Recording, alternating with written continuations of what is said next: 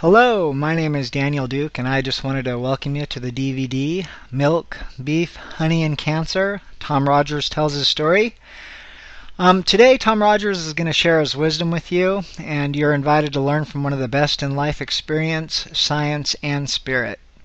You have the enlightening opportunity right now to view a profound presentation with Mr. Thomas L Rodgers, a down-to-earth, life-experienced, independent research specialist and teacher in zoonotic epidemiology, which is the study of disease transmission from animals to man. Animal-triggered, a factor in all, autoimmune disease, and human nutritional biology, including its influence in brain chemistry and processes of thought, neurology, and more.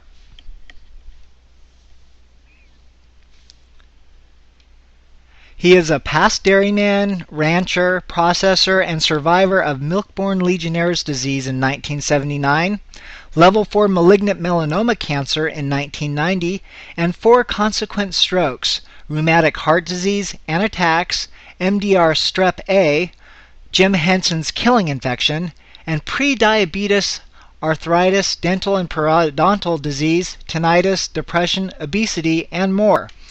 All these bloomed and culminated in his near-death and ruin in 1990, 91, and 92, after a lifetime of faithfully following his culture's and modern society's normally accepted and professionally tolerated, even professionally promoted as the Western world's best human nutritional and behavioral choices. Choices unfortunately flawed and insidiously leading, as it does for everyone, to his disease and dysfunction, and to his, like too many others, awful medical, dental, pharmaceutical, clinical, and hospital dependency, entrapment, and bankrupt impoverishment.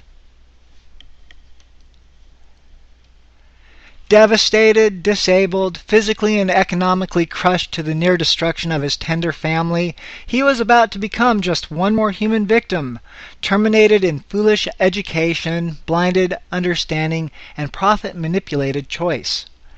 Found as another lucrative opportunity for mostly ignorant, indentured, and mercenary science, too often directed in the alchemy's eco-rape, sophistry, and its proverbial promise-in-a-pill sorcery, he with his wife and children became just one more family tapped out dry and left penniless in the so-called mercy of medicine's ravage.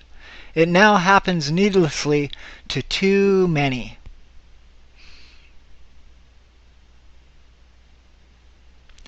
But in this lethal struggle and its ruin, through this man's humble pleading with heaven while at life's edge, and in his willingness to learn and change, he felt death's door was for the moment sealed. So in his fortuned near-death escape, he believes he was spared for his wife and children.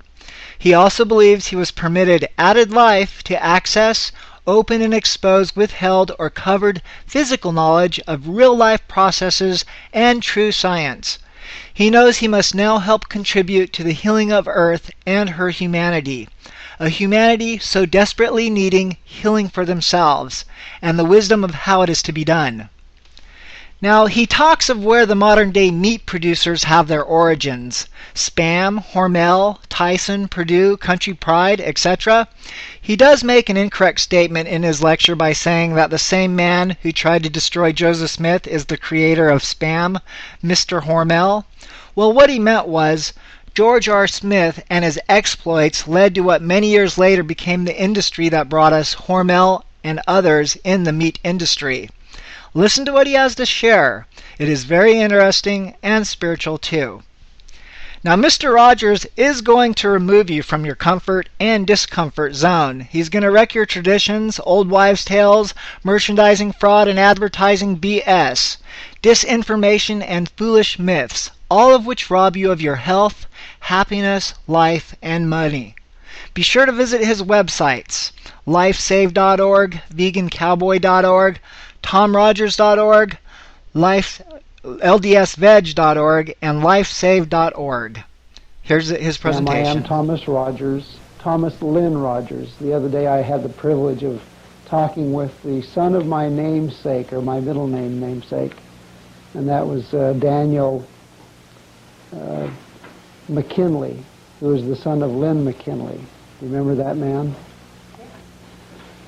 I was up in Dr. Nibley's little library, and Brother McKinley's been helping Dr. Nibley, or working with Dr. Nibley in some work. And as I've been in there many times, but never run into Brother McKinley. And we were talking about his father, who was my father and mother's neighbor and good friend at the time that I was born. And so I got stuck with Brother McKinley's name for my middle name. But Dan McKinley, as I explained to him, we did kind of a fast forward on Brother McKinley, on my experience and the things that it's brought out. And he did say that his father was a man of very practical religion. And he said that his father had also said that the reason that we were not being blessed in our health is because we were not living or understanding the law. And he says, if my father was here now, he'd be tickled to hear what your experience is bringing forward. Anyway, just a little side note. Anyway, I am Thomas L Rodgers. I live in Bountiful. You know where that is? It's down the hill in Babylon. Or next to Babylon, which is all... Erase that in Babylon. Anyway, 5 years ago, I began a trip, not a very nice trip. In February of 1990, this picture was taken. Within 3 days of this picture, I was being worked on for cancer. I had a malignant melanoma. However, what brought that particular effort on was that I had a tumor in my chest, or in my breast. Now that sounds strange, right? I was a man, but I had a breast tumor, or a breast mass, I'll put it that way, because it was found later to be benign. But because that mass was hurting me, they began an effort to remove it. And in the process, they discovered that I had a malignant melanoma tumor sitting in my shoulder with its tentacles reaching into the back of my head, into the base of my head, and into the back of my lungs, and wrapping itself around the tissues of my neck and head and back. This little melanoma had the exposure of only an eraser head on the surface. You know, most melanomas are presumed to be started with sunlight. And of course, I used to run in the fields without a shirt. I used to run the dairy. My family's in the ranching business. If you go across this mountain, you'll run into all my family on my mother's side. If you run out here just across the patch here, you'll run into my other family on my father's side. And if you run down to Cache Valley and to Camas, all that area, that's all my family. If you go all the way down to the Four Corners and you run into the sheep people, that's my family too. My family have had their boots in the manure and our hands in the blood and in the milk from time immemorial. The Niederhauser Spindens up in Cache Valley are my family. The Gosners married into us. The cheese industry is our industry. My cousin out here over by Promontory has that large herd for his dairy. They used to be down at Woods Cross. We are cream of Weber. And of course, when you get down into Manti and Moroni, I'm the Jensen family. Now, my wife thought she married the turkey, but we do have the turkeys. And then when you go down to the Four Corners, you'll find the Reds. And they're the sheep people. So everywhere I go in my family, we are in the business of livestock. Brother Smoot understands that business well. My father used to be friends with his father, I presume, over there in Centerville. I used to run a dairy out in Sandy on 9400 South and 9th East. If you go out there now, you will find a nice shopping mall. My herd finally made its way down into Utah Valley. And whatever's happened to them, I have no idea anymore. But I was a rancher dairyman. My father used to run the church poultry ranch in Davis County.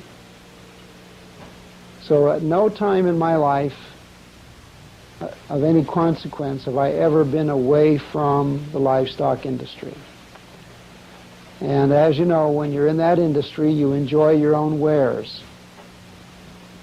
And those wares, unfortunately, carry to us some serious problems. Cholesterol you know about, saturated fats you know about.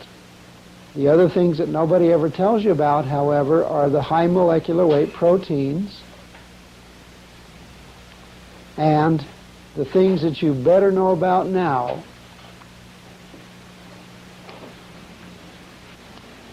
are the pathogens. You know what pathogens are?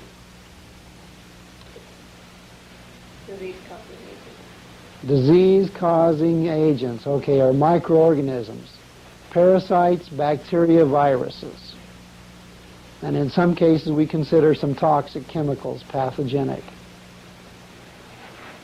In real terms, the only source of any consequence for any one of those four items, either cholesterol, saturated fats, high molecular weight proteins, or pathogens, is the animal industry.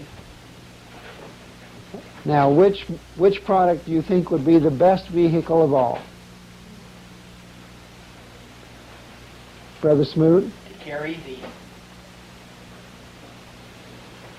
probably the flesh. I don't know. That stuff that you and I used to pull. Oh, milk product. Milk, it does the body good. You've heard that, haven't you? By the way, I have to preface all of this. I'm really going to hurt people's feelings because we have been slickly tricked by me and my family, and I hope I didn't knock out that sound system. We have been slickly tricked by my family in order to promote our material into believing that milk does the body good. By the way, when we use that little catchphrase, some people kind of squawked. It went to court. They said, well, you can't use that. Well, you get somebody in there like F. Lee Bailey, like O.J. Simpson's trial lawyers, right? And he just comes out straightforward and says, hey, we're not lying. Milk does a body good. The only problem is there's still some deception there. They don't tell you which body, which baby. There's no better milk or no better food for an infant than the food of its mother, or the milk of its mother. However, I don't know if you people have noticed, but none of us here weigh 1,800 pounds. Now, some of us tried to get there. As you can see, I was pushing for 1,800 pounds. But I was not a cow. None of us are cows, and yet we're trying to use the things that are designed for cattle.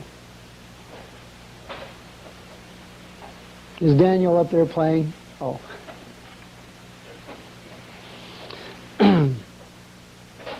Well, I had a tumor in my breast. That led to the other cancer discovery.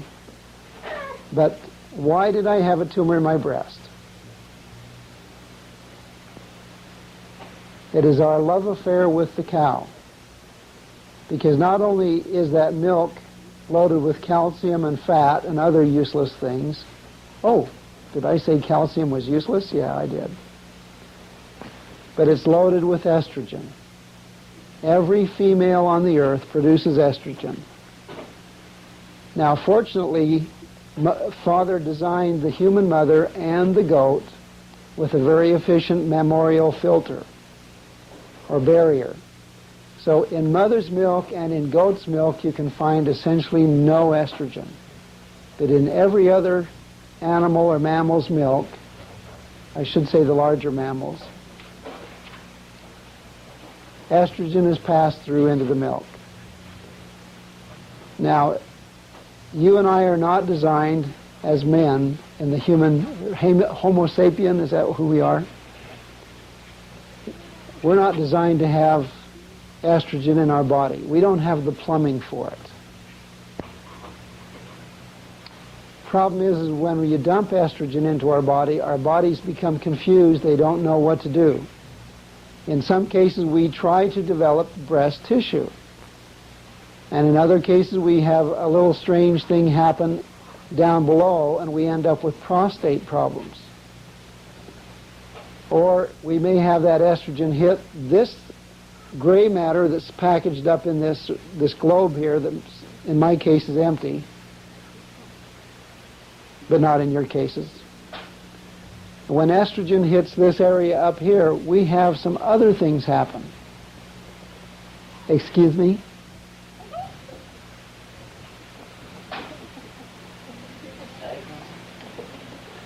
If men have estrogen in their brain, they begin to believe or think or have confusions, so to speak, towards womanhood.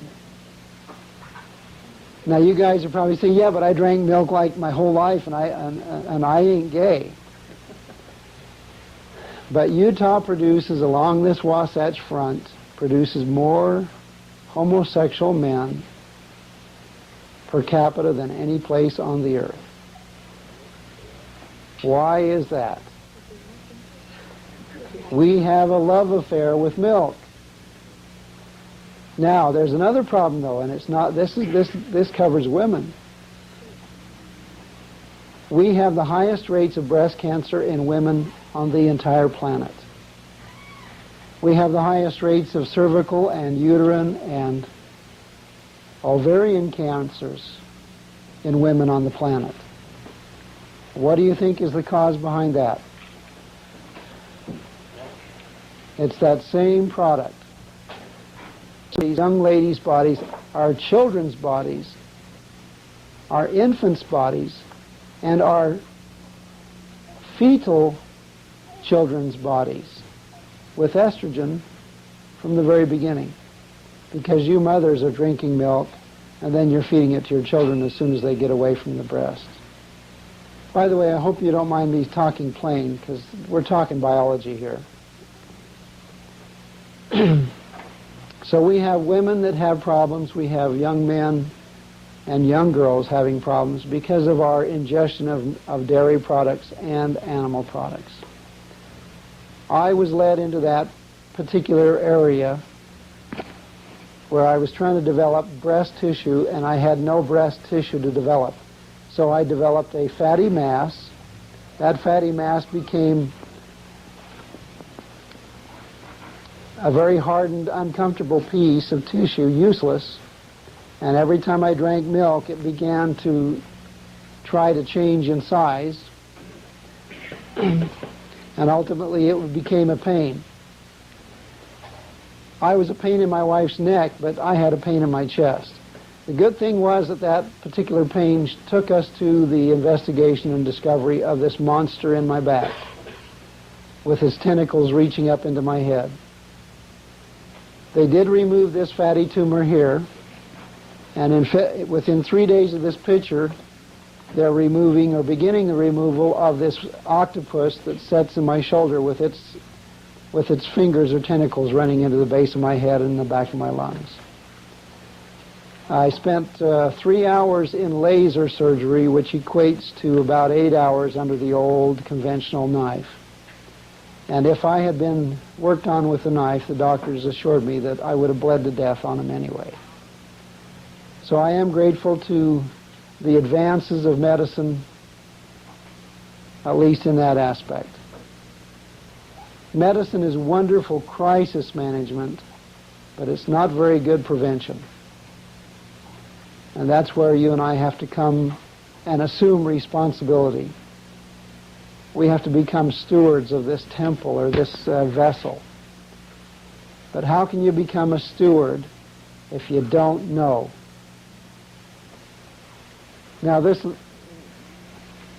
little square box that says here in your living room will never tell you the truth about breast cancer, homosexuality,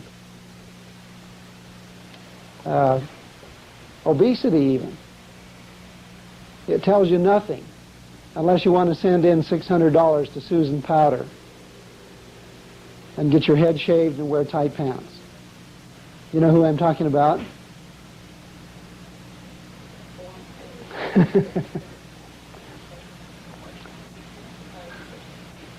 Unfortunately, everything that comes through that TV is for money. And so that's what determines what you're told. If it's profitable, you'll be told. If it's not profitable, nobody's going to put it on there. Not even on PBS. Do you know that? In order to get the exercise fellow on there, what's his name? Oh, well, no, I'm talking about Culvert Bailey.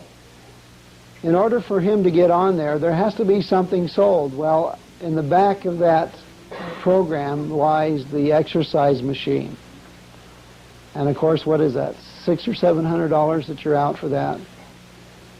I have a film that I let out called Diet for New America. I don't know if you've seen it. But it took me 6 months of pushing and shoving and haranguing these people up at KUED, Channel 7, to finally get them to let it roll.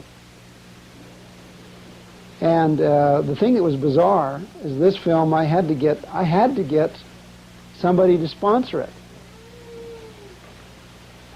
Guess who ended up sponsoring a film that was contrary to milk? Cream and Weaver. However, I don't think they knew what they were getting into. Because when we went to go for a replay, nobody would back it. Did any of you get to see that film last? Well, it's almost 2 years ago when I had worked so hard to get it on. Well, anyway, I have it with me, so if I can trust you guys up here in Brigham City, I'll loan it out to you, and it can go all around. Well, back to me. 2 months from this picture, a month more, they're also going after me for another 3 hours under laser surgery. And within 6 months,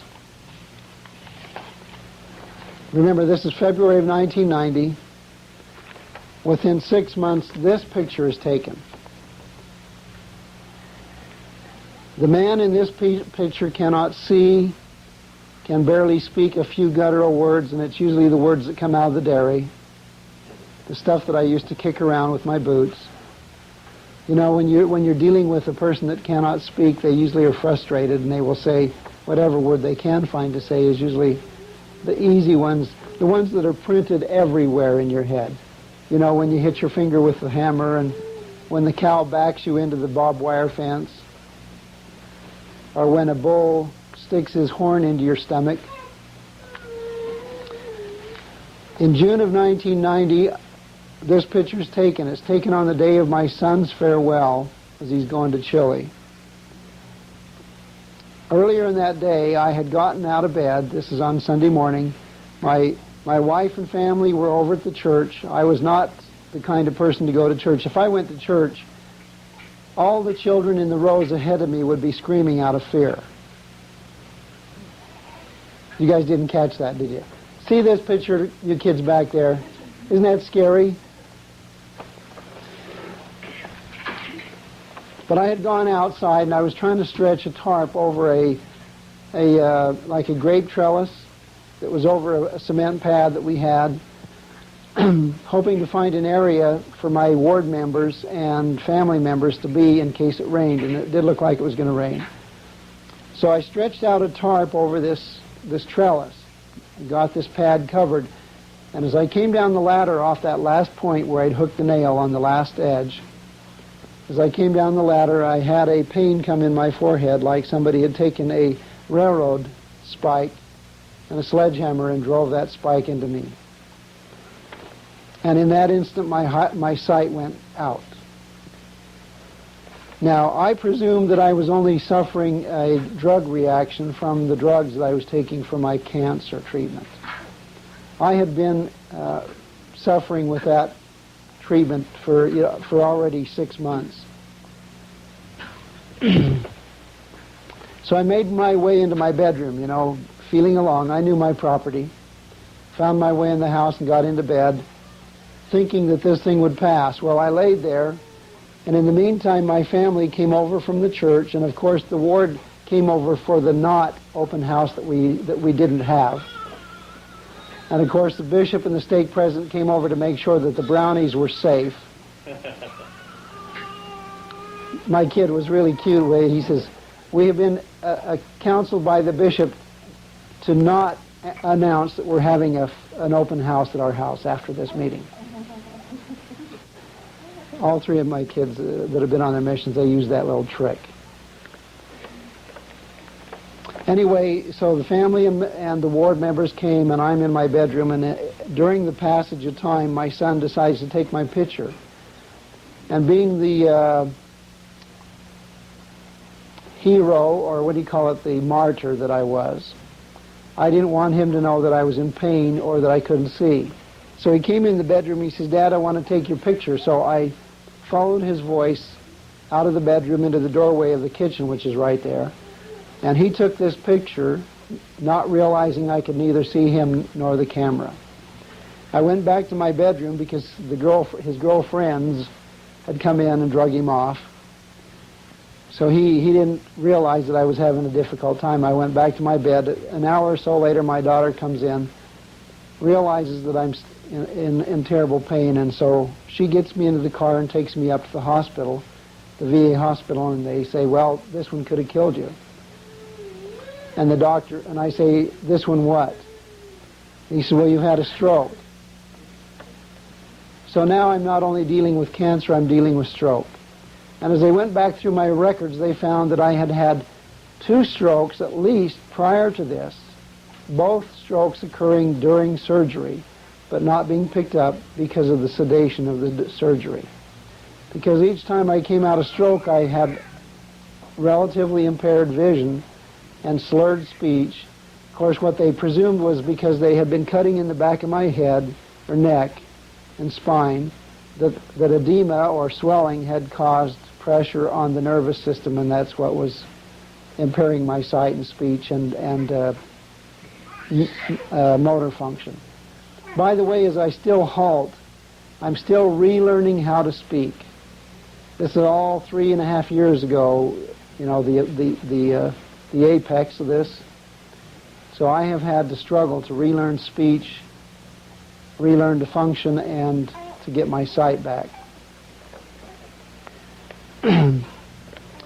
So now I'm being treated for cancer, or stroke, along with cancer. 6 more months go by. My other daughter walks into my room. I'm laying in my bedroom as a vegetable, as normal. And I'm clutching my arm and my chest, my shoulder, and having a very hard time to breathe. She gets me into the car, takes me up to the VA hospital, and they say, "Well, this one could have killed you." And I say, "This one what?" When they popped the nitroglycerin tablet underneath my tongue, and then I again had the privilege of feeling that spike driven in your forehead, then I realized heart attack. Of course, heart attack and stroke are the same disease. It's just in a different spot. You shut off the blood supply to the heart, you got a heart attack or infarction. You shut off blood supply to the head, you got stroke. So now I'm treated not only for cancer, not only for stroke, but I'm going for the big one. So now I have a real badge of honor to wear. I've got it all. Well, not quite. In June of 1991, another 6 months goes beyond this, so I'm already 2 years into this fight. And on June 29th of 1991, my wife puts me in the car. I have to be put in the car. My kids are complaining. They say, "Mom, you got to get Dad out of the house. He's beginning to stink." You can laugh if you want. They really didn't say that, but it sounds good, doesn't it, David? Anyway, my wife puts me in the back of the car and takes me over to my sister-in-law's while her and my younger daughter go over there to feed or take care of her dogs while my sister-in-law is off to Miami. And I get myself into a kitchen chair and sit there waiting while my daughter and wife are out in the back taking care of the animals. She has 3 dogs, a German Shepherd and 2 smaller dogs. Well, the German Shepherd had been trained by my brother-in-law to be vicious. This brother-in-law is the kind of guy that if you give him a .38 and a pit bull, he's the king of the world. Mr. Macho. Well, we have readjusted his attitudes. As my daughter and wife went out in that backyard, that German Shepherd female began to make overtures that I understood very well to be dangerous. So I got up out of the chair and found my way down the stairs. I had some vision at that point. And I came down the steps. My daughter was at the base of the steps, and she was trying to feed these dogs. Well, the German Shepherd female, she was not really trying to hurt anybody, but she didn't know my daughter and was defensive. And so I placed myself between the dog and my daughter. My wife was off doing something else on the other part of the yard. Well, the dog bit. She didn't bite my daughter, but she bit me. I'd put out my hand, to stop my daughter from getting closer. That dog went up and buried her canine tooth, that big one on the side, into my hand, and she locked onto my hand, and in my effort to get her free, I picked her up. She was a 70-pound shepherd. I mean, she's a fairly husky dog, and she was locked onto my hand. Well, fortunately she was locked, otherwise she might have tore. But finally she opened her mouth and dropped free of me. The wound that I had was not very bad, but it was all the way through my hand. In other words, it was like if you took a pencil and drove it down into your hand. Well, since I had been maimed, so to speak, by animals before in my life, I mean, it wasn't done by a horse or a Jersey bull or even a cranky female. And I've even been bitten by dogs. I was bitten twice on my mission because I was fearless. I'd walk into a people's yard and say, "Let's go baptize these people," and the dog would say, "No, you're not." Must have been a Methodist dog, or I hope there's no many Methodists. Anyway, no, it was a Southern Baptist dog, Pentecostal. So I had no worry about this opening in my hand. I flung my hand, made it bleed, put a little peroxide on there and some mercurochrome. I knew the dog was not sick. I know animals. I just knew that she was defensive. Anyway, so I put a little mercurochrome on there and put one of those Mickey Mouse stamped Band-Aids and went home, went to bed, never thought a thing more about it. Well, Sunday morning, as usual, my family was up. By this time, I had 3 of my children out on their missions. My oldest daughter, oldest son, and foster son. Daniel and the rest of the children, my little boy, were with my wife over at the church. Nobody knew that I was in trouble, and I was delirious when I woke up. I was already into shock. And I did what a foolish man would do. I found the car keys. And with my shadowy vision, I climbed into the car, put the keys in the ignition, and I drove that nearly 10 miles from Bountiful downtown to around the corner and up to the VA hospital, you know, where the university and the VA are. Well, I did park that car so carefully. I wanted to make sure I was not out in the street when I finished parking the car. Later on, when my younger son came to get the car, he informed me that I was very careful about parking the car out of the street. My car he found in the shrubs against the building.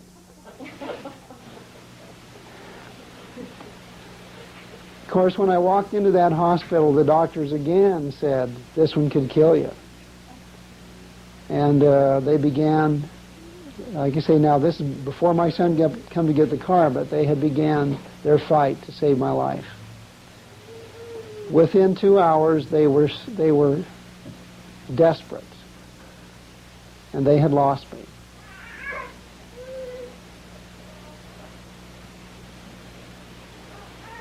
My wife was still sitting in sacrament meeting with the children. My 3 children out on their missions had no idea that I was in trouble. And when I was revived, with the first breath that came to me, I turned to the nurse at my head, and in struggled speech, I said to her, I didn't ask her for my family. I didn't ask her for the elders. Didn't have to ask her for the medical people. They had their little battery charger there. I think they hooked it up backwards, though. I've never been the same since.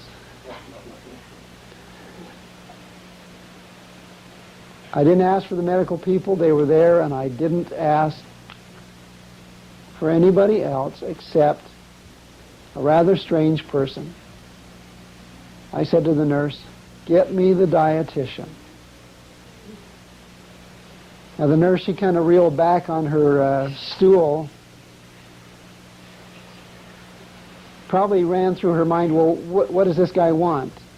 Lime jello with shredded carrots? Or is it going to be the orange with the fruit cocktail? I said to her again, "Get me the dietitian." And she got on the phone in shock and called up the kitchen. And this sister that was in charge of the kitchen, Kathy Perry, came that long tunnel up towards ICU and came to my bedside. And I'm sure she was scratching her head thinking the same thing, which kind of Relief Society jello does he want? But as she came to my bedside, she knew who I was. I had spent 150 days on and off out of that facility, in that facility before. And you know, when you go to the hospital, if you're there at any length of time, periodically the dietitian or representative will come by and say, "How's your food?" And of course, any time before that, I say, "Oh, the food's great." And I would always compliment her on the great pork chops. And of course, the omelets and whatever else that she would send me before. You know, now that I look back on that, I find that rather curious.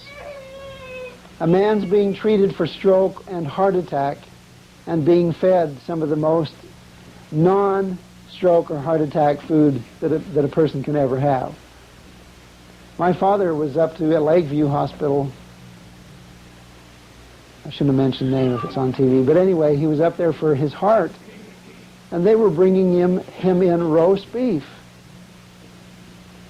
And he had to turn away his roast beef. He says, "This is not heart food." Well, the lady came to my side, and when she sat down next to me, she knew who I was. She said, "Mr. Rodgers, how can I help you?" And again, with what energy I had, I said to her one very simple phrase.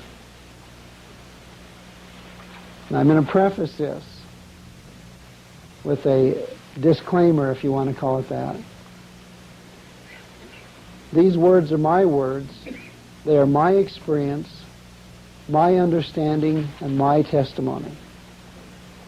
I share with you these words. Your agency is still number one. But hopefully those words might spur you into doing some looking and finding answers for yourself.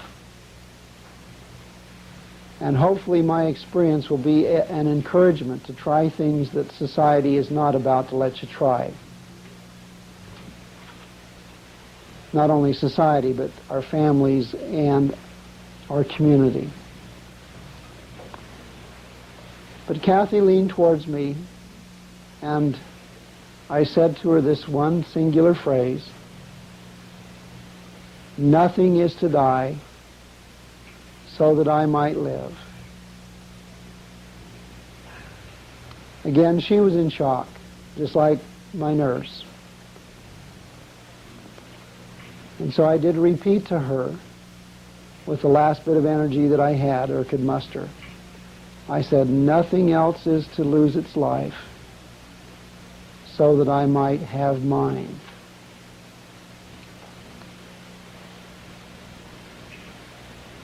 Now, I didn't have any more strength, so she left me. And Kathy later related to me that as she walked that hallway back towards the kitchen, the Spirit pressed against her and filled in the blanks.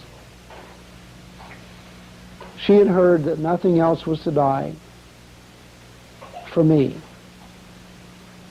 The Spirit let her know what those things were. She knew that I was not to have a piece of beef, a piece of turkey, a piece of chicken, or a piece of fish. Not a glass of milk, no yogurt, no cottage cheese, no butter, nothing of the dairy industry. And there, of course, there went my favorite, my ice cream. You know, living vegetarian may not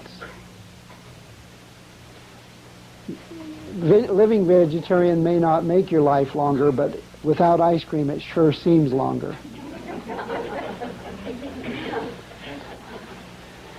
But she also was made to understand that no eggs or anything of the like was to be made part of me. But the thing that really blew her mind, and I had to fill in with explanation later, was that she was made to understand I was to have no honey. Can you imagine that? A land flowing with milk and honey, and no honey? Well, several days later, she came back to me and asked me about the honey, and I was able to fill her in, because along in my ranching experience, guess what else I took care of? Bees. When you're in the business of growing peaches and apricots and cherries and all these things that are up on the hill, honeybees become your best friend. And the brother of Jared brought those bees to this land, not so he could have honey, but so he could have fruit and vegetables. Tomatoes do much better with bees in the patch. Cherries flourish with the bees on the trees. Now, human beings don't fare so well. I'll tell you what's wrong with honey before you get too far. First of all, honey is sugar. I don't care what you do to it, it's still sugar, and it's dirty sugar. Have you guys ever noticed, as the bees are going from the hives to the trees and back, or to the flowers and back, that they often stop off at a what do we call them, a pasture burger?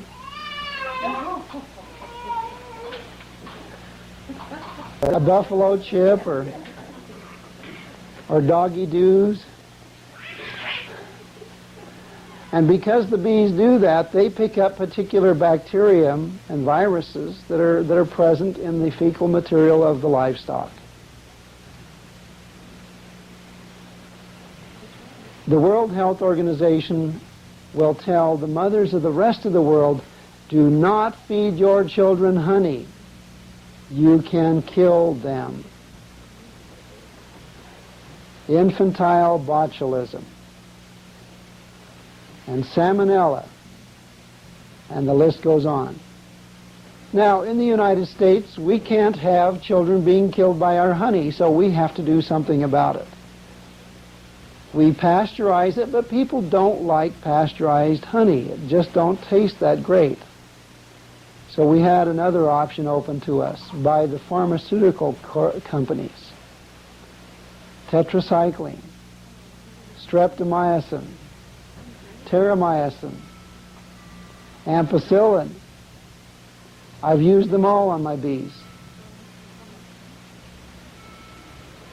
Now, how do you get it into your bees? Well, you know, around the beehives you usually have a little watering trough, and if they're next to a stream where they go get their own water, then you have to do something else, and that's when you put in the big yellow tablet in the entry of the beehive it's a mixture of honey and the antibiotic. And of course the bees will snitch a little honey on their trip and they will be treated.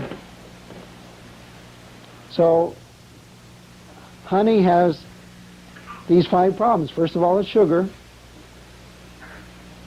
They pick up the pathogens from the fecal material along the path. Now you've got the antibiotics that could be part of that package. There's another problem, though. When the honeybee goes to the flowers, it's not only picking up the nectar, but it's picking up the pollen. And when the bee picks up the pollen, it has a little computerized system in there. So now wait a minute, if I leave this pollen untreated in this nectar, I will destroy my own larva. Pollen creates histamines to be produced in the body of any animal or insect. You know that? And if the histamines are strong enough, which they generally are, they will cause the larva to literally explode. So then the bee, in order to prevent that from happening, as it's making its trip back from the flowers, is a marvelous little chemical factory producing an antihistamine in its own abdomen, mingling it with the nectar. And the antihistamine it produces far outstrips in power that simple antihistamine that you and I are familiar with called Benadryl. How many of you are familiar with Benadryl? What do you use that for? Allergies and asthma. What it does is it prevents the histamines of the body from being produced. Now that creates a problem. Histamines are for a purpose. The Lord designed our system so that when we get a strange, large, complicated protein, which is what pollen is, into our system, it has to be expelled. And of course, the pathway for that expulsion happens to be either our skin or our inner skin, the mucous membranes, and the lungs, unfortunately. So, we take in an allergen, and the body wants to get rid of it, so it sends it towards the skin or towards a mucous membrane surface. In order for it to be expelled, that surface has to be stretched out so that there's big spaces for these big proteins to find their way up through. So the body produces these histamines to create that swelling. You know, that's the hive. Or in the lungs, it is the shutting down of your lungs. So we say, well, we'll take care of that problem. We'll just take an antihistamine. We shove Benadryl in the child or take some other strong antihistamine ourselves. And of course, the worst of all is this that you stick in your mouth and breathe. However, if you're going to suffocate, you better do it. But doesn't it make more sense to stop the problem at the very start? Don't put the allergen in the body. So don't put the honey in. Now people say, well, I don't have an allergy to honey. Well, you won't, because it has its own built-in medication. The problem with that is when your body is not able to expel it through the skin or through the lungs, it has to be handled by a very, very important organ sitting right over here. What's this organ here?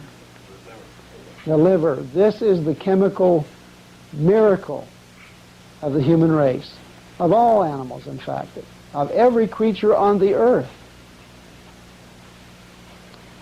But the problem is the liver's not really designed to handle these pollens. It can and it will, as it must. if you medicate it and force it to. But as it does it, it creates some very, very potent acids in order to break those pollens apart so they can be treated to a state where they can be, if you'll excuse me, handled by the kidneys and peed out. But in this process, the liver is damaged, and we have people walking up and down this valley and every other valley in the world where they live high on the honey, people that have liver damage. And they walk around with chronic fatigue syndrome or something similar and say, "Carl, I don't know what's the matter with me. I'm so pooped all the time." That's not the only cause of chronic fatigue syndrome, but it's a very important one.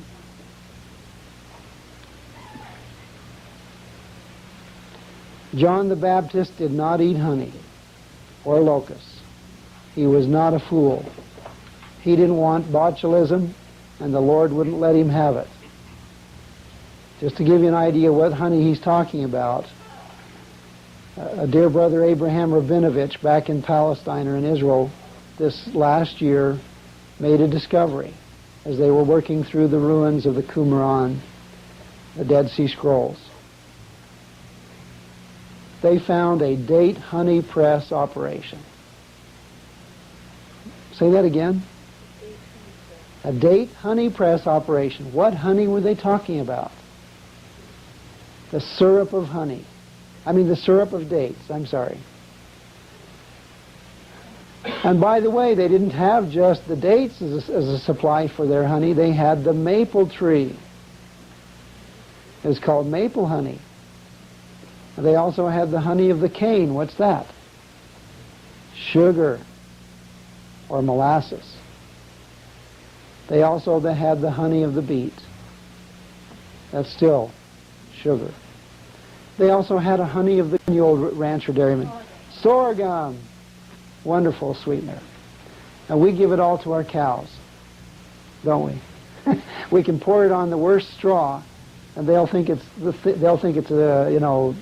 eating out at the Ritz. We can give them mildew straw with a little sorghum. So the honey spoken of in the scriptures by the righteous man, or consumed by the righteous man, was the honeys coming from the soils, not through the bee, but through man's own righteous, unextorted labor. And as a consequence, they did not suffer with botulism and depleted livers and the rest. But the Romans came along and says, well, we can't feed those Christians to the lions anymore, so let's give them some honey. That's where we got the habit of the honeybee. It was from the Romans. Boy, did they like us. I don't know if they understood what they were doing. They probably were enjoying the honey too. But the Romans had some problems. They were a little unhealthy too. They suffered liver damage. Okay, one more thing about the honeybee. When you steal the honey, there is also destruction of the animal. And I'm calling the bee an animal. How many of you have operated with bees at all? When you go to pull your honey, do you wait till the flowers are open? If you wait till the flowers are open, you will find no honey on your boards. Because the honeybee has this perfect transmission or language between themselves and Mother Earth. They know exactly how many snowflakes are going to fall through the winter. And when they store their honey away in the summer before, they store exactly enough honey to make it through to that first flower opening in the spring. So in order for us to get honey, we have to go into our hives and pull boards before the flowers are out. Now when we do that, what do we give the bees in return? Sugar water. Sugar water. You gave them old honey? Boy, they were kind. You guys were nice. Oh, okay. And Cox is using honey back. They'll. Oh, they're old honey. You bet they do. You bet. You can lose a third or more of your hive when you pull your boards. You know, you may pull your boards anywhere from 4 to 6 weeks ahead of the flowers. That means you can. That means if you don't have a good, robust queen, you'll have depleted swarms by, you know, even at the end of the summer. So that means the honeybee has to recover from that shock. So there is a price that the bee pays. And, you know, Joseph Smith in section 49 says, nothing in extortion. He also says in there, thou shalt not kill nor do anything like unto it. Brigham Young stretches it even further in his discourses. He says, thou shalt not kill nor be a party to it. So even the bee is covered by that principle, in my opinion. And the neat thing about it is every time we cross that line, or I should say the sad thing about it is that every time we cross that line and we destroy something, we very literally put ourselves in jeopardy and may even destroy ourselves. When you cross the line and eat the honey, you are exposing yourself to all of these problems, but at the same time you're destroying the bee. And when you cross the line and have the chicken and the cow, you're destroying the cow, but at the same time you are very literally destroying yourself. Okay, now back to me. 2 days later, my father comes to my bedside, and my father is a very quiet, unassuming, but a spiritual man.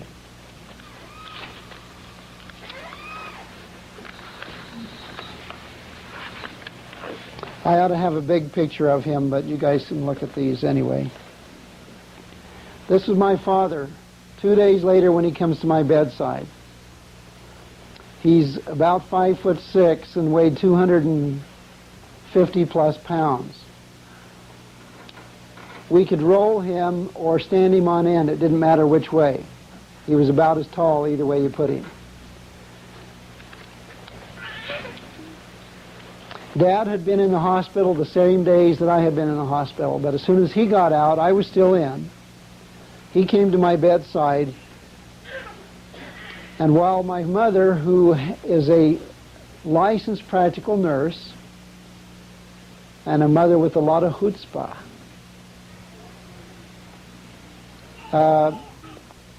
she won't claim to be Jewish, but I'm sorry.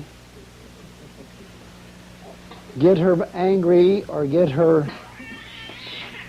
into a corner and you will find a very, very rabbinical woman. But my mother, with her nature, she has, you know, the sad thing with my mother is she has her knowledge and it all fits on a plaque that sits on her wall. It says, I am a licensed practical nurse. I know everything in the world about health. And then, of course, with her natural tendencies, that makes a very impossible woman to talk to.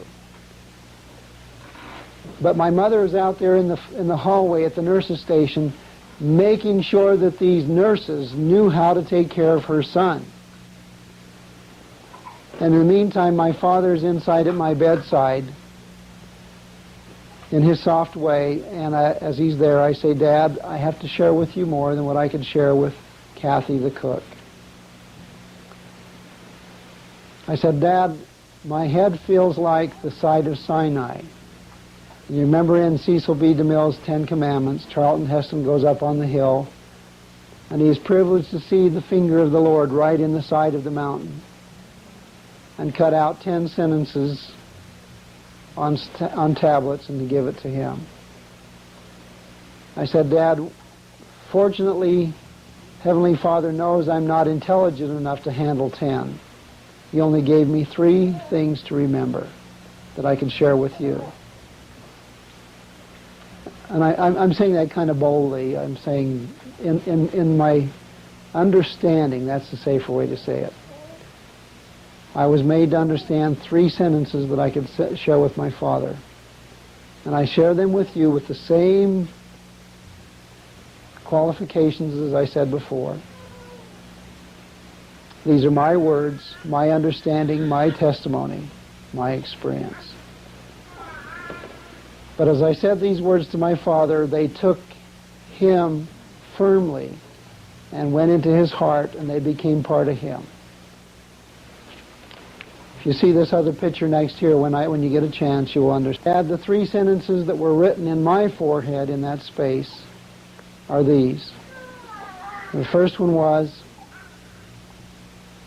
"Be grateful that I have placed you in the hands of honorable men and women of science to save your life."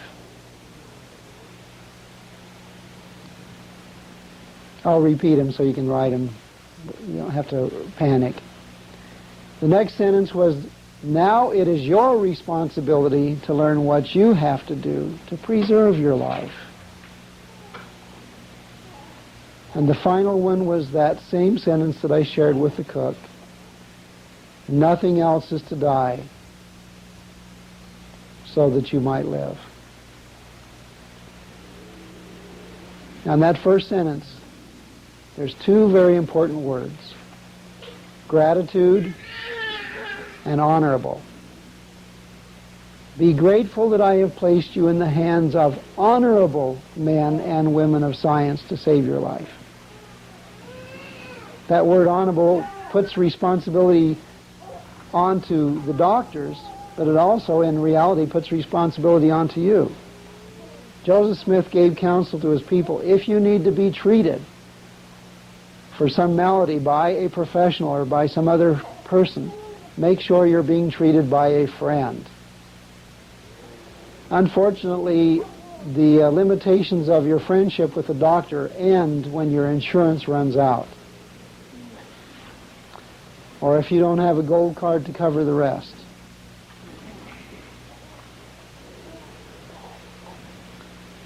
So if you do need help from a practitioner of any kind, I don't care whether it's a AMA or a naturopath, a chiropractor, a dentist, whatever, make sure he's a friend and he cares for you. There are many people in that business, or in all of those businesses, who do things unnecessarily so that they can secure for themselves a day at the golf course or a house up on the hill.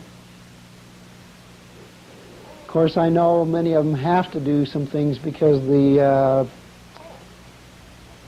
liabilities for malpractice are so terrible. The insurance rates are awful. I've worked in the hospital system, I know. Okay. Be grateful that I have placed you in the hands of honorable men and women of science to save your life. Now, the next sentence I say applies to anybody who wants to take it. And I hope you take it. Now it is your responsibility to learn what you have to do to preserve your life. Who's responsible for you? Ourselves. And if we cannot be managers of this temple, our own personal vessel or body, how in the world can Father trust us with any other body or bodies? That's a pretty big order.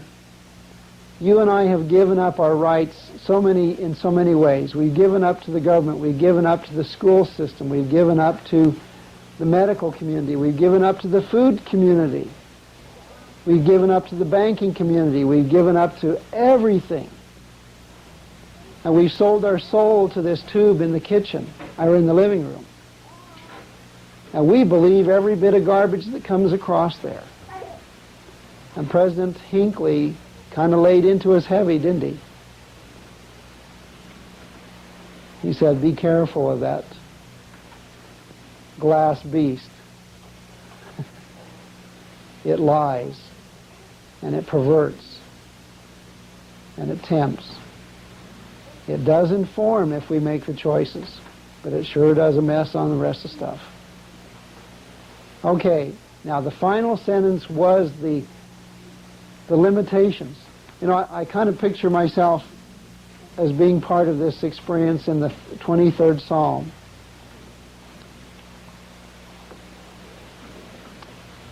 He pulled me out of the valley of death, the valley of darkness, and he laid me down in green pastures. What are the green pastures? The wholesome herbs. Does that ring a familiar note? By the way, when I say herbs, I'm not speaking about something like ginseng or lobelia or some particular exotic plant. I'm speaking in the terms of the Hebrews. The herbs are all good, wholesome, growing things. The potato is an herb. A peanut is an herb. The grain is an herb. The carrot's an herb. Even the plums are herbs of a sense. However, the Lord kind of stretches them, and when they get up high to where you have to reach up, they become fruit. The fruits and the herbs. And these alone, or these shall be your meat, is the counsel to Adam. So he laid me down in green pastures when he said, now it is your responsibility to learn what you have to do to preserve your life. So he says, here, this pasture with all of these green things in it, but I put a fence around here, and like my cattle, I am not to cross that fence if I am to remain safe.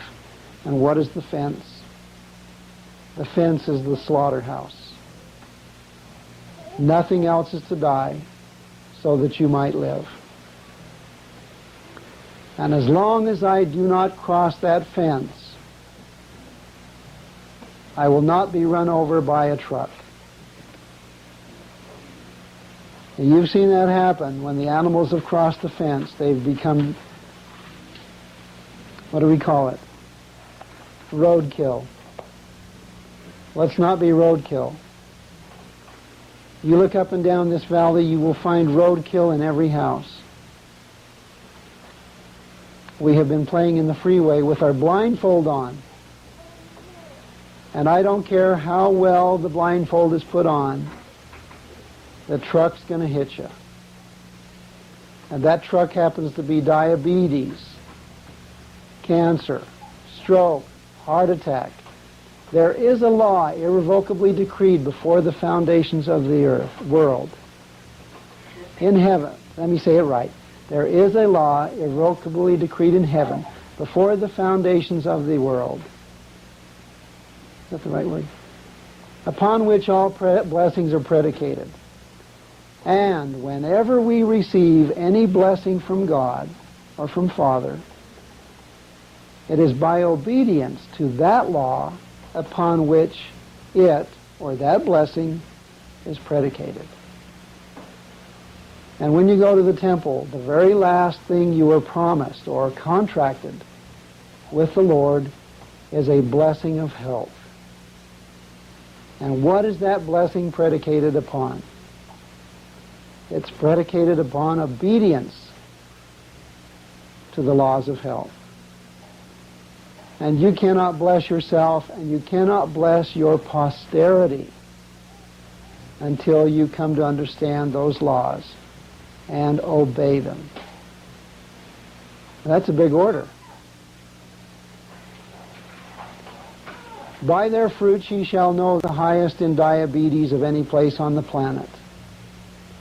By their fruits ye shall know them.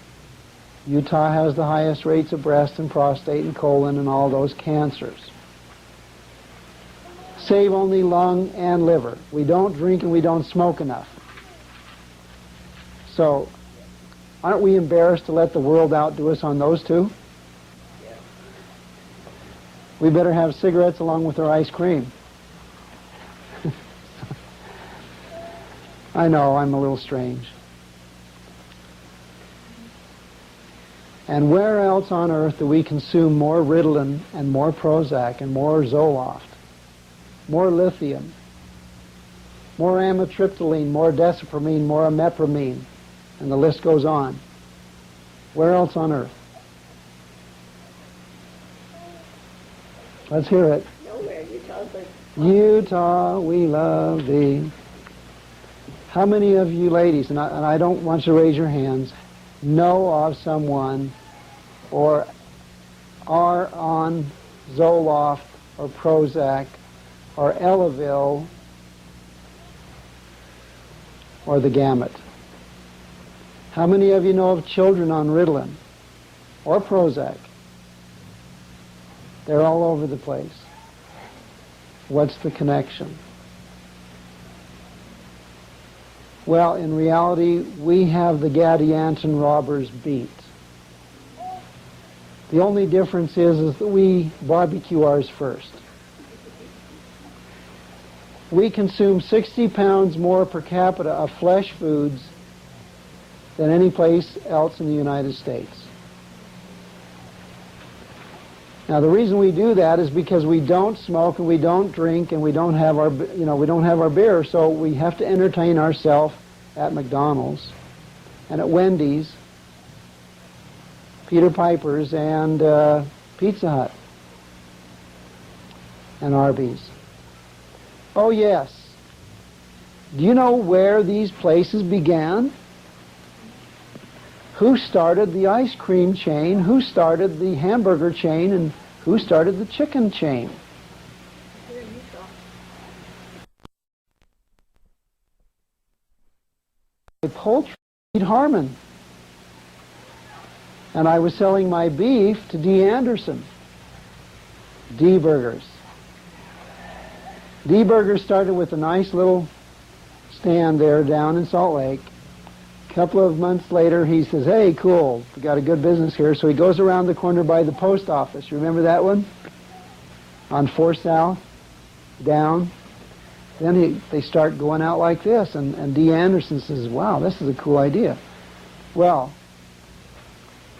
Ray Kroc came to Salt Lake, and he happened to see these little hamburger chains, and he's a Jewish businessman. He says, cool idea. He runs into the McDonald's brothers down in California, finds their low-cost hamburger on the market, and says, let's go nationwide. Where'd he get his idea? D. Anderson. So McDonald's began in an idea spawned right in our own little valleys. Now, of course, Snell Groves, that's another part of my family.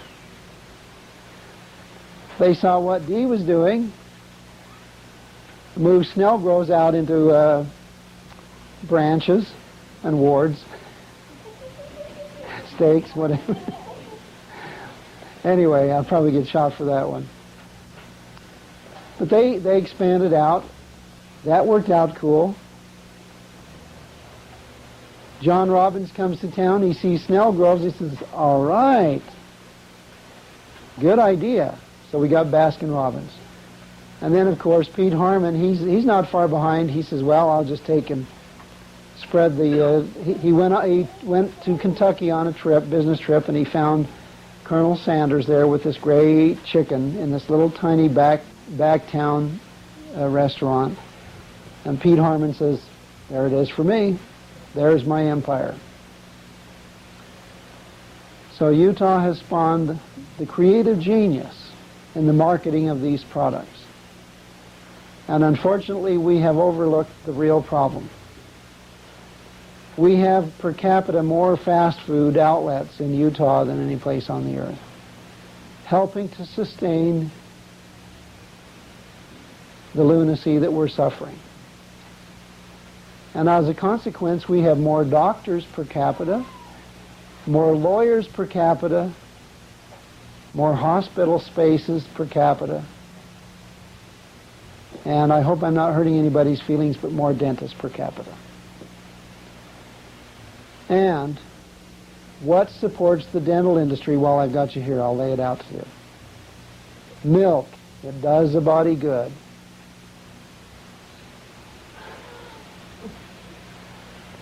Is that what you've been told on the TV? Have you been told that milk is destroying your teeth? No, you've been told you need the calcium to build strong teeth. The sad thing is that the calcium in milk is not usable for teeth at all. There's not a single drop of vitamin C in the milk. So this calcium that's in the milk is totally useless in terms of building bone or teeth or even controlling the heartbeat of your heart. All that the calcium in cow's milk is able to do for you is to create sodium urate and calcium stearate crystals in your joints. What is that? Arthritis. And where is the arthritis capital of the earth? Utah. Am I hitting home with anybody? Can you repeat those two? Sodium, what? Sodium urate and calcium stearate, or calcium salts, combined in a lattice or lattice crystal or crystal lattice. They accumulate in your joints and your sleeves of your tendons. That's what's this called? Carpal tunnel. By the way, where does carpal tunnel take the world? Salt Lake. Unbeatable.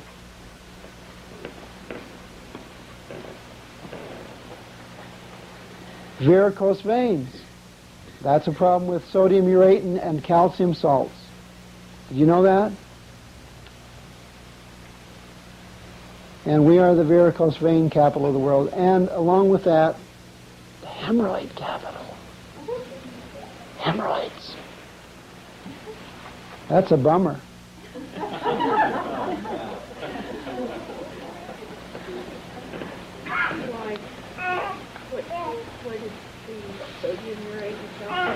Well, the sodium urate is a formulation or a compound of uric acid and salt.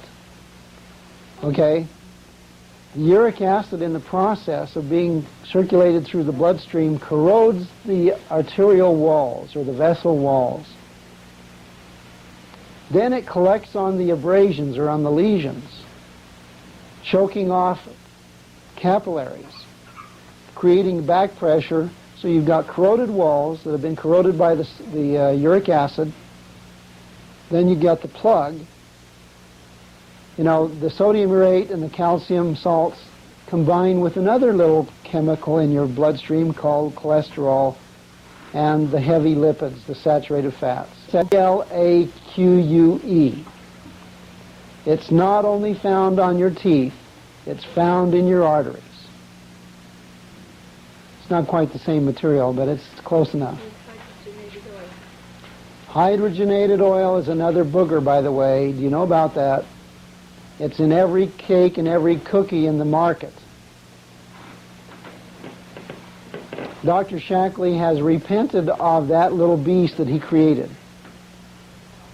Just like Dr. Spock has repented of his not interfering with the creative genius of children by never correcting them. You know that little story. So, yeah, the hemorrhoid, it's just the sodium urate or the uric acid softens or corrodes away the tissues of the vessel walls, making them weak. Then with the plugging caused by the plaque, which is a combination of all this garbage, then you have shut off capillaries and the body's trying to push blood through and get blood into areas where that have been shut off, and still there's that demand. So the heart pushes harder. What's that called? Hypertension, high blood pressure. We go through more Zoloft, Procardia than any place on the earth too. And what's the other one for hypertension? It's Procardia is number one. And Zantag, I think that's the other one. Sounds good anyway. You guys are totally impressed, right?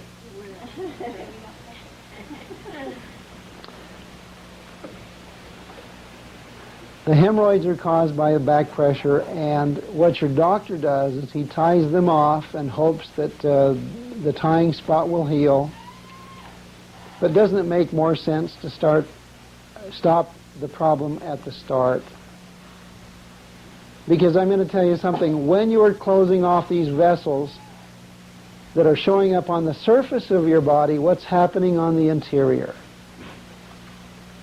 The same thing.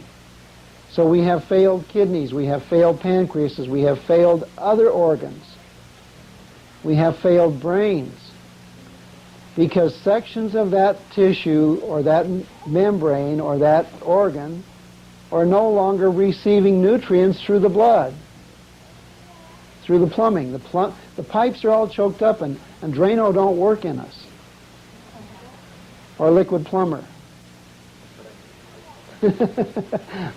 Called Roto-Rooter. By the way, they do that in the medical profession, don't they? Rather than clean up the system from the front end or from this port of entry right here, they will take and cut a hole in your leg and run an auger up your... Ah, that's the point. The doctor knows the reason. Raise that hand real high. And if you've had a bypass or a angioplasty or an auger job, what's the plan? We'll see you in 2 years, or we will package you away. Now see, my father was headed for the auger. No, I should say the balloon. My father, who's a good reader? Let me have you read this little story about my dad. Oh, before I do that, let me finish off me. Okay. Now that I've dragged you through this hard science, are you all impressed? By the way, if you don't mind me bearing you a simple little testimony, Joseph Smith did not have the medical information available to him. He did not have the scientific information available to him. But 150 years ago, he understood our problems. He knew that our hearts would fail us, that our minds would become stopped, and that we would become a crazy people, a dysfunctional people. And so he tried to press us with simple little rules that would prevent that.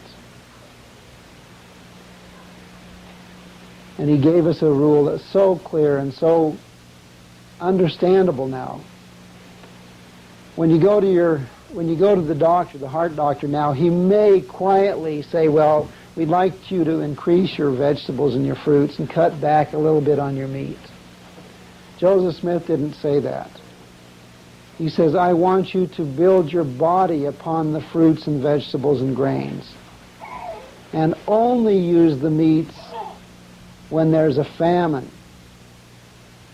How many famine have you guys been through this last couple of days? Breakfast, lunch, and dinner. And snack time. We were cruising down the road. The golden arches kept calling out to us, famine, famine, famine. So you drove in there and took care of that famine. You saved your family. By the way, when I was running my dairy out in Sandy, Ray Kroc came to me and said, I'd like to lease a half an acre piece of your ground for a hamburger stand.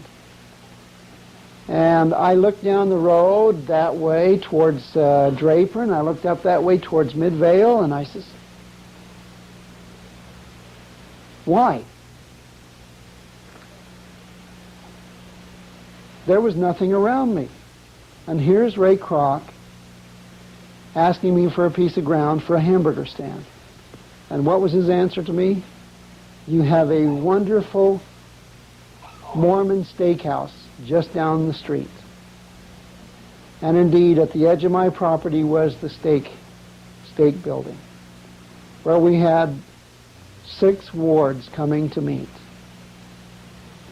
wards from people way out in the boonies.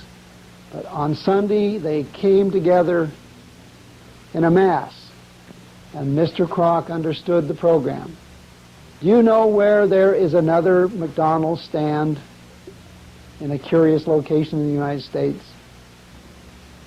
Joseph Smith's hometown, where the 4 churches sit on the corner in Palmyra. Within a half a block of those 4 churches, Ray Kroc set up a McDonald's. See, he's smart. He's not evil necessarily, but a very shrewd, conspiring businessman. He says, these people gather here on the Sabbath, and I know they're going to be in the church for 3 or 4 hours. There's nothing prepared at home. Mom has become, modernized. She goes to church with the kids, and the husband sitting there in pre-sub meeting, and they come out of that 4 hours or 5 hours of church, and the kids are, I'm starving to death, right? And they do. So they get in the car, the station wagon or whatever. They drive out of the driveway of that steakhouse down there in Sandy where I was. And as they drive past, they see these golden arches, and they have these big, wonderful toys in there for overgrown gerbils.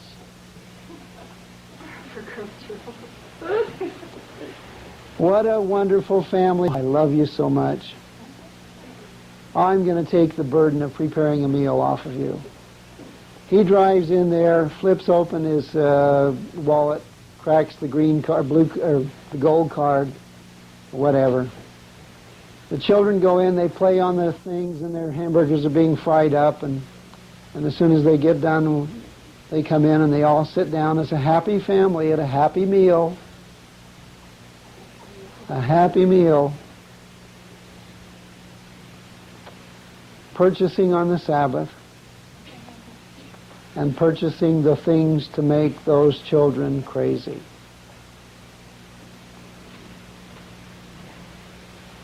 I'm going to make a strong statement. Lucifer is the god of death. Death is his activity. Death is his business. Death is his products. Now, whose products are we purchasing?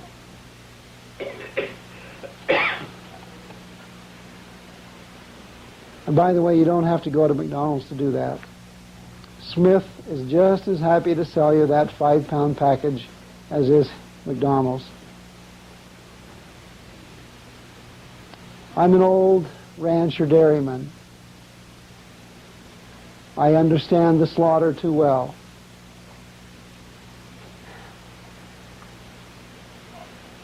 And there is no peace, and there is no healing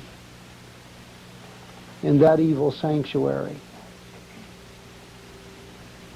where the cry of the animal is enough to curdle your blood.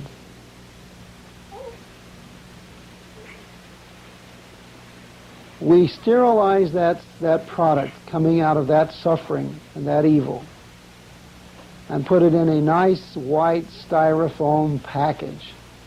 And your children never understand the blood and horror of that 79-cent package until they find their way into the psychiatrist's office. And the psychiatrist says, let's give them Ritalin. Mr. Kroc put up his hamburger stand, and let me tell you, within a couple of weeks, it was a booming business, and it totally blew my mind. Because once you've stopped there on the Sabbath, and you realize how tasty those are and how much fun the children have while they're there, then you will come back every other day of the week that you don't have a meal prepared. And we have given up, or we have sold our soul to that man and his industry. And you mothers have given away your children to people for money, for a price. Now, if I can say anything at all, I beg you mothers, take back your children. And you fathers, don't do your wives any favors. You go home and help them peel the potatoes. Or sprout the beans. I don't care which.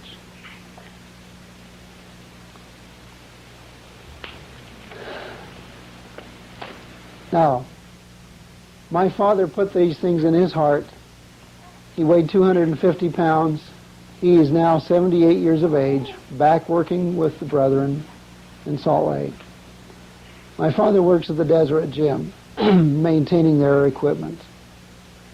They had to let him go for 4 years while he was dealing with heart problems.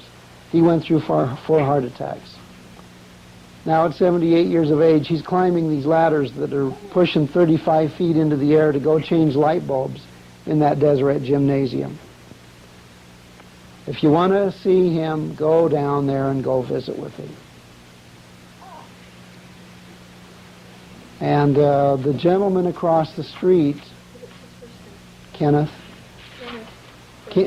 they call him Kenny Rodgers. Okay. And one day when Kenny Rodgers was scheduled to play at the Salt Palace, they called my dad over the public address system. They said, "Kenny Rodgers, could you come to the front desk?" Well, Sister Jensen, who works in the ladies' dressing room, said there was naked women running everywhere. Where is he? Where is he?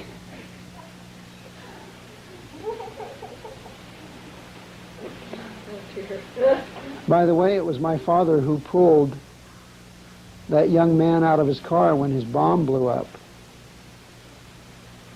Mark Hoffman. Yeah. The man was messing with the scriptures, wasn't he? My dad is 78 years of age. He now weighs 180 some odd pounds.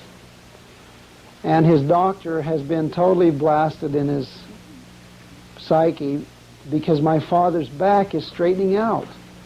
My father was suffering with calcium deposits in his joints, and he was rolling over, doing the Dowager hump. Osteoporosis and arthritis beyond belief. My father used to cry to go to bed. He couldn't stand to lay down flat. So he'd have to roll on his side, and he would many times wake up in pain. Even though he has at the same time narcolepsy. If he sits in church, or when he used to sit in church and he'd sit down and go, we say, "Dad, no, they're not praying." You know, and when the sacrament comes along, you got to give him the elbow. And my dad is now experiencing a blessing in that disease.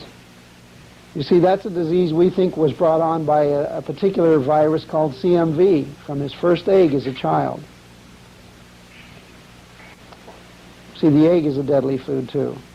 Extremely deadly. When we're in the laboratory and we want to grow the best pathogens, the best viruses and bugs, guess what we use? Egg whites. Wonderful stuff. Right now we have hepatitis and we have meningitis running the city. And the egg is a marvelous vehicle for those. And is the marvelous vehicle for those. Did you say egg for meningitis too? Like hepatitis? Egg will handle just about every pathogen we know. If the chickens get it, we get it. I have a very Stephanie Chaplin, who lives in Manaway, very well-known writer around here, got that meningitis that went to her brain. She was gone in 2 days. We have lost several children this last week in Salt Lake City to meningitis, coming up with the spots that show up on their skin, and the first thought of the physicians is the flu. Well, by the next morning, the child is beyond help. And unless, well, they get a high fever, about 106 in the fever. And they will develop these blotchy things about the size of a dime on their face. Just blotches. If their own immune system handles it, they might make it. But we don't have anything to treat it with anymore. All these viruses now, and the viruses have always been a problem, but all these bacteria and parasites have developed some new resistances. At this moment, we have less than 30% of any of the pathogens treatable by any medication at all, and the last big gun we have is vancomycin, 1989. We have nothing new. If you don't have a strong enough immune system to fight these things in the future, and the vision of John Taylor will be realized in its full profoundness, where there will be not a single home untouched by sorrow or death. Now, there is a statement that says, the righteous will suffer along with the wicked. What you have to qualify is for the passing of the destroying angel. You'll have the diseases come into your home because people will touch your children and touch you. But if you have a strong enough constitution, those diseases will not kill you. And that's going to depend on your choices. Contrary to the story in the Old Testament, and I may be in big trouble for telling you this, but the Dead Sea Scrolls are ripping these delusions apart. It will be the doorpost without the blood that will be passed over by the destroying angel.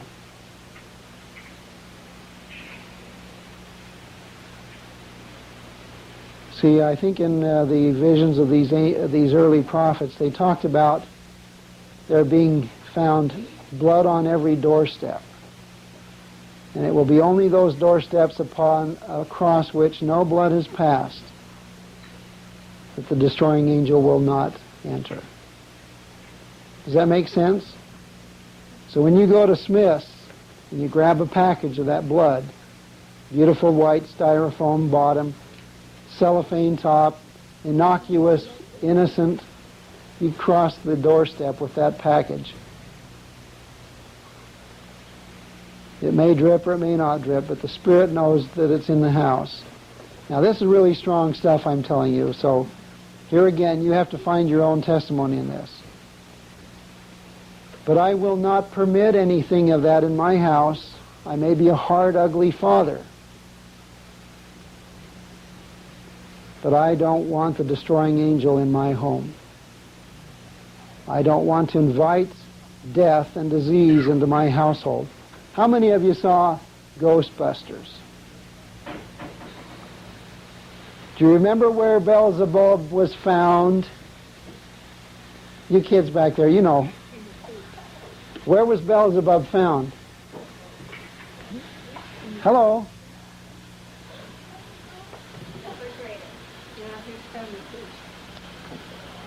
The lady was hovering over the bed, right? But he goes in the kitchen and he opens the refrigerator and finds the monster or the beast in the refrigerator. By the way, what is the critter that tries to destroy the earth? The Stay Puft Marshmallow Man.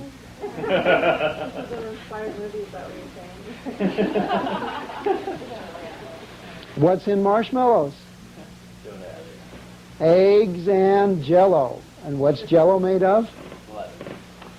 Jell-O is made of the hides and the bones and the tendons and all the trash trimmings of the cow and the chicken and the turkey and whatever else we can throw in there. We throw it in a big pressure cooker and we cook it just like you're going to do your turkey in your oven. And you remember when you're done with your turkey and you set it out, you cut it out, and then you have all these drippings in there. And then the next day after you've gone after your, you guys have finally woken up after being made unconscious by all of that tryptophan in the turkey. The next day you wake up and you find that bony carcass laying there in this gelatiny stuff. That's glycine, by the way. That's Jell-O. Glycine is a curious creature in itself because it interferes with the transfer of L-lysine to the brain. And when there's reduced or suppressed L-lysine transfer to the brain, we are not able to produce serotonin.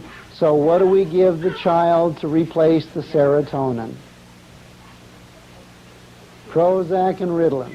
Prozac for mom, Ritalin for the baby. Let's have another bowl of Jell-O.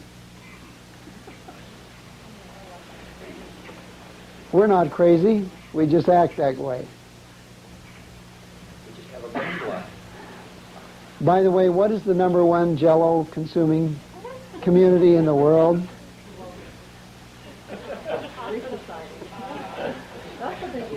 You know, it sounds like I'm really anti-Utah, doesn't it? No, I'll tell you what my real motive is. I don't want my children to go through this. I don't want my children to suffer this. And believe it or not, I don't want my brothers and sisters to suffer this, if they don't have to. If we're not so thick-headed that we don't have to. But many of us, unfortunately, as adults, are very thick-headed, aren't we?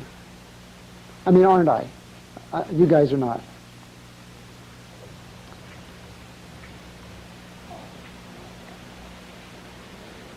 The real issue in all of this, though, is not food. Can you perceive the issue that I'm really pushing? It's function. As parents, as teachers, as mothers, as fathers, as guardians of our families, as guardians of our community, as lords over the whole earth, we must function. Now, we cannot do that like this man. How much temple work did I get accomplished during this period? How much genealogy did I get accomplished during this period? How much home teaching did I do? How much service to the ward members did I do?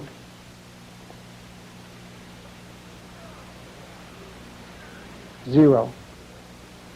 But worst of all, my children did not have a father. I lost my business, I lost my home, and I very nearly lost my family. They had in the bedroom a man who could all but gurgle in his own sputum. In many ways, I think a dead father is better than that. Because a dead father, they have a vision of a man functioning. But a father that is a burden and smells bad, at least emotionally smells bad, is less than a dead one. And we have many, many, many fathers who may not be at this crisis, but are closing in on it. And their sons come to them and say, "Dad, I want to go on a fathers and sons outing. Can you come?" And the dad says, "Well, you know, I daresn't go because my heart's giving me a little trouble and I'm stressed." So he sits back with his little black little clicker and listens to the trash, while the son, discouraged, leaves the room, finds a friend, and goes to the mall to be fathered. The daughter comes into mother, and mother's on her, she's on Zoloft or on Prozac. The daughter says, "Mom, the Maya maids are having a nice program. Do you want to come with me?" And of course, Mom's a little heavy, and she's a little spacey. The daughter has two choices. Either she invites Mom and is embarrassed by her, or doesn't invite her at all. And she finds the boy who's going down to the mall and says, "Let's go find some friends and do some fathering and mothering of our own." This is the disease that's rampant in our valleys. And it all begins with this little orifice right here. See, Lucifer doesn't come to you and say, hey, I want you to be a dysfunctional parent. Or he doesn't come to your children and say, I want you to be inactive in the church or gospel. All he does is say, or all he says is, you deserve a break today. Do you believe in magic? What's the new one?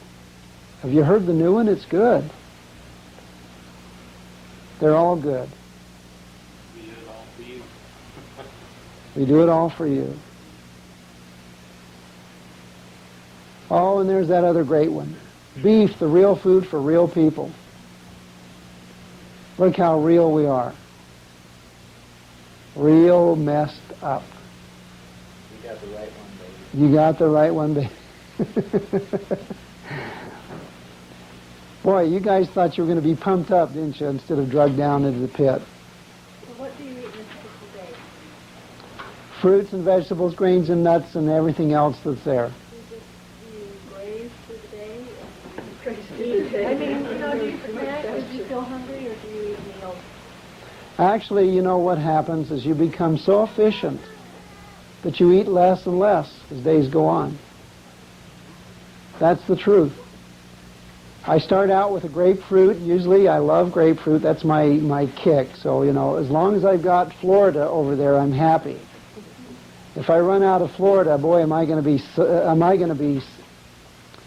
what do you call it? Burger for certain. Oh.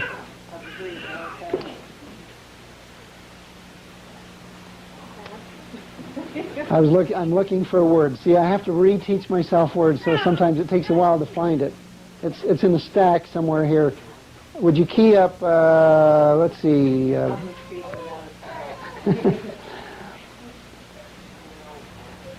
Suicidal. Without my grapefruit, man, I go suicidal. No, it's not that bad. No, I start out with a citrus fruit of some sort. If not, an apple, I don't care, bananas. Then I have a grain. Now, what do I put on my cereal? Oh, what are you going to put on cereal? Almond milk, cashew milk, peanut milk, sunflower milk, soy milk. Wow, there's one. Never thought of that one. A rice milk, rice dream. There's a whole bunch of things. And if you don't have those around, you've always got applesauce. Maple. Real maple syrup. Maple syrup, and if you have to, wet it down a little bit. There's all kinds of things to put on your cereal that are good for you to replace milk. Yes?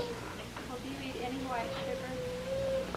People ask me about white sugar, and some people get undone when I give them my answer.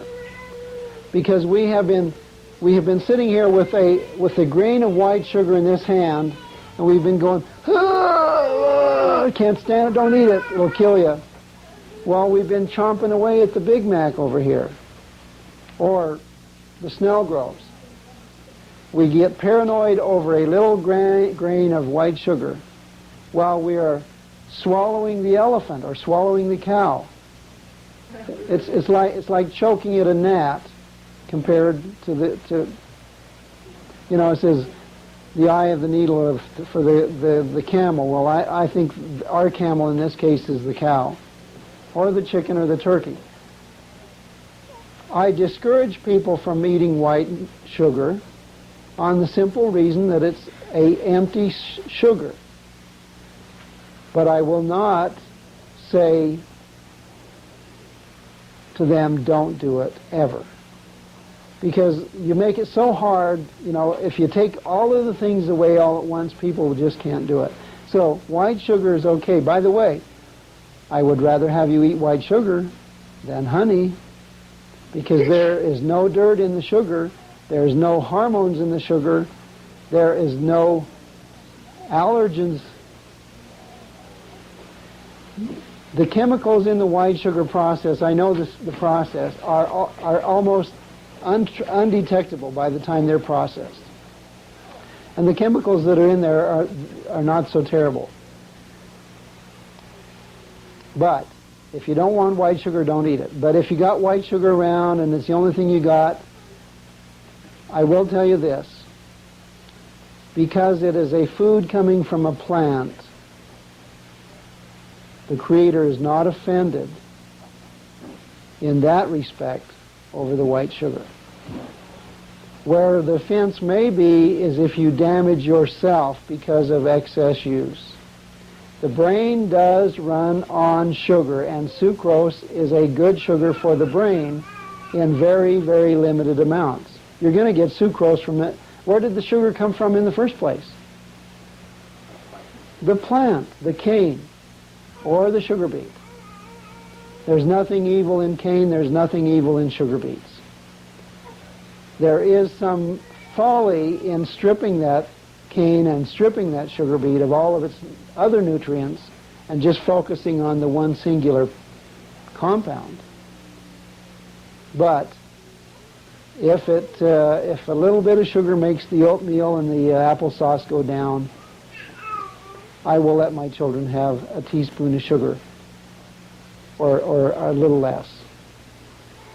Okay, what else? Yes, fructose is a slower burning sugar. So if you want a white sugar, fructose is a wonderful replacement. The other one that's even more wonderful as far as I'm concerned, though, happens to be turbinado, or the sugar in the raw, because it has the micronutrients that are part of the cane. Now, what else? Somebody else always gives me white flour. Maple crystals. Yeah, maple crystals. If you take maple syrup and dry it down, it'll become sugar. It'll granulate.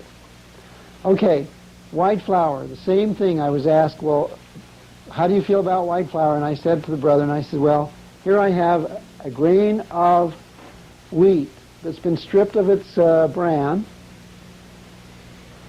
bleached or treated some way, and I'm out here, focusing on this thing while I'm eating something else even more deadly here. You see, here's the trick of Lucifer. These people are starting to pick up on this health thing. I better not let him get too far into it. So he teaches us with prisms and mirrors and smoked glass. Well, we're starting to get a clear picture, so he can't get the mirror thing to work with us, and he can't get the smoked glass thing to work with us. What does he do? The prism. When you shoot light through a prism, it doesn't go straight through, it bends. And that's the trick he's beginning to pick up on now, because he says, well, they're looking through, they're cleaning the glass, and they're not looking. So he takes and does a twist on knowledge. And so he will guide you off onto the white sugar, guide you off onto the white flour. And in the meantime, you are blind to the thing that is really destroying you.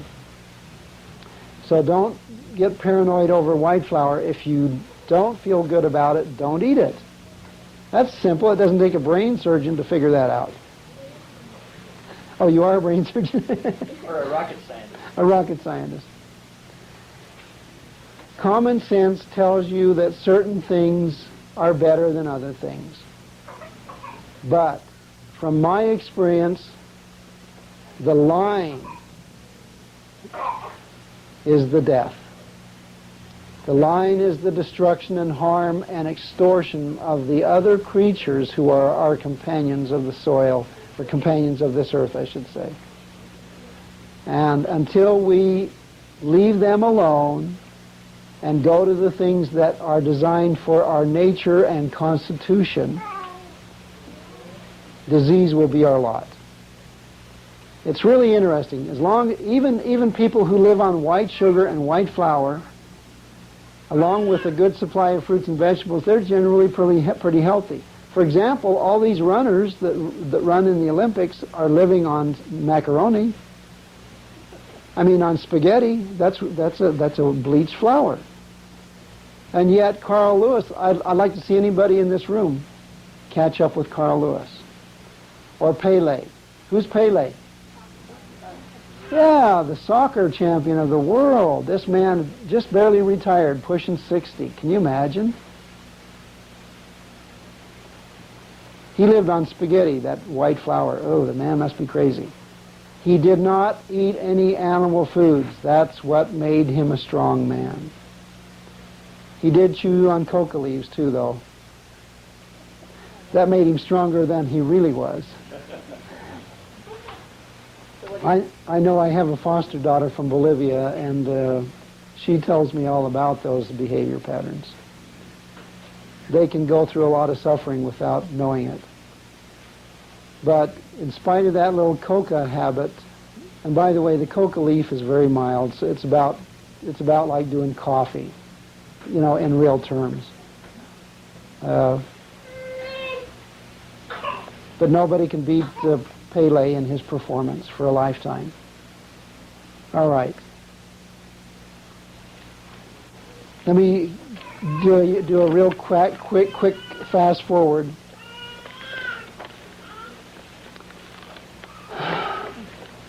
Okay, my father made the change, and of course my dear sister of the kitchen went back, made all the changes that she could make in my behalf.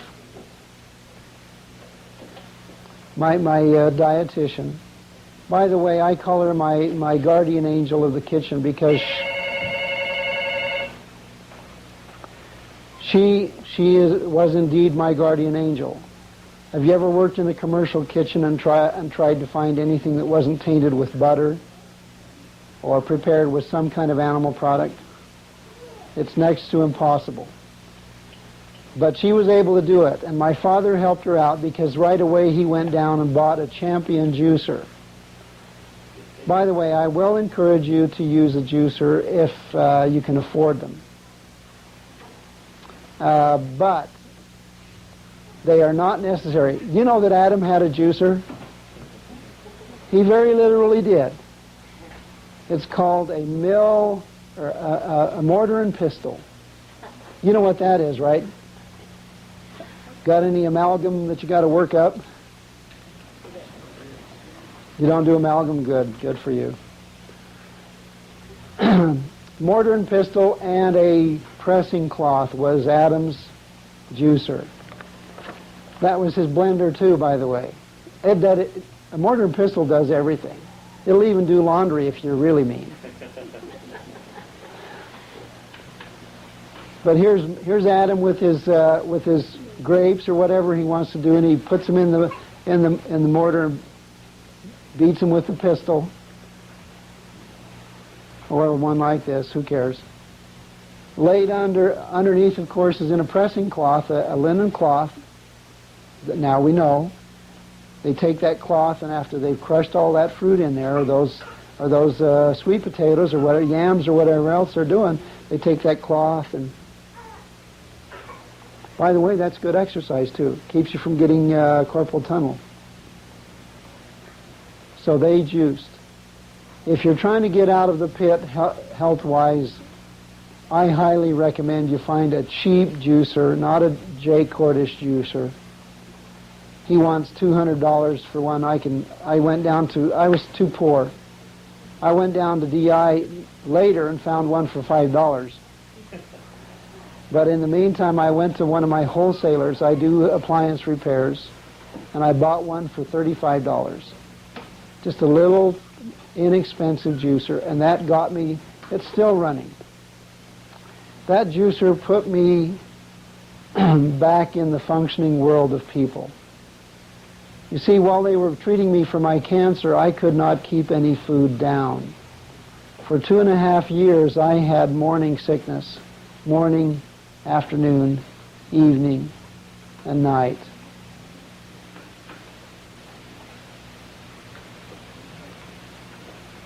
I lost more food than I ever ate. And that juicer was a way to get food into me that I could keep, and I would do little bits at a time, and I would hold it, and I would hold it, and I would keep it there, and finally it would stay. So if you have a person with dietary cancers or intestinal problems, boy, I'll tell you, the juicer becomes a godsend. And if you want to get your multiple vitamin shot in the day, ram a carrot through. Ram a yam through the juicer. That's really great. Run a yam through a juicer. Run a raw potato through the juicer. Can you believe that, a raw potato? Exactly. Those Irish people, when they were in the famine, they found out that they could live on the potatoes and live very well if they didn't cook them. Because an uncooked potato will have vitamin C and all the micronutrients the body can use. And you can live on raw potatoes for 2 years and not suffer any malady. Can you imagine that?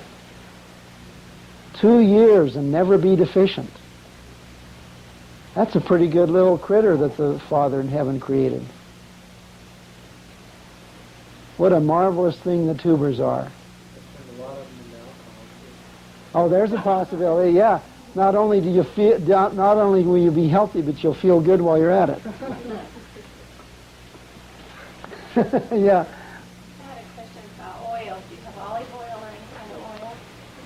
If you're going to spend money on oil, the only oil that I will tell you to spend money on, this is my personal choice though, but I have some other things I'll tell you about oil. Olive oil is the one. Good enough for the Lord, good enough for me. The other oil that is superior to olive oil, however, is terribly expensive in the United States, happens to be flax. Flax was the oil used by the Europeans, and you can go to Europe and buy it like water.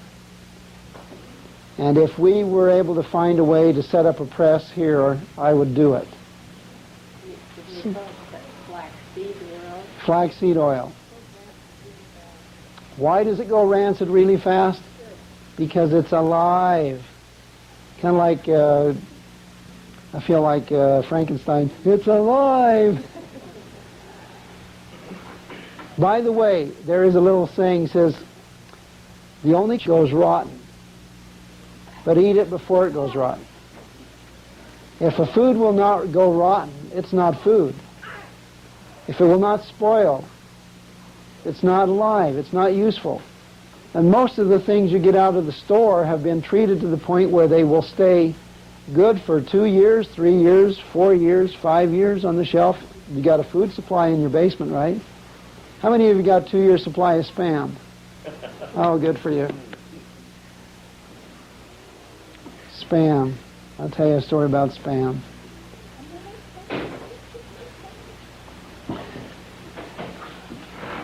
The same man that tried to destroy Joseph Smith is the creator of Spam.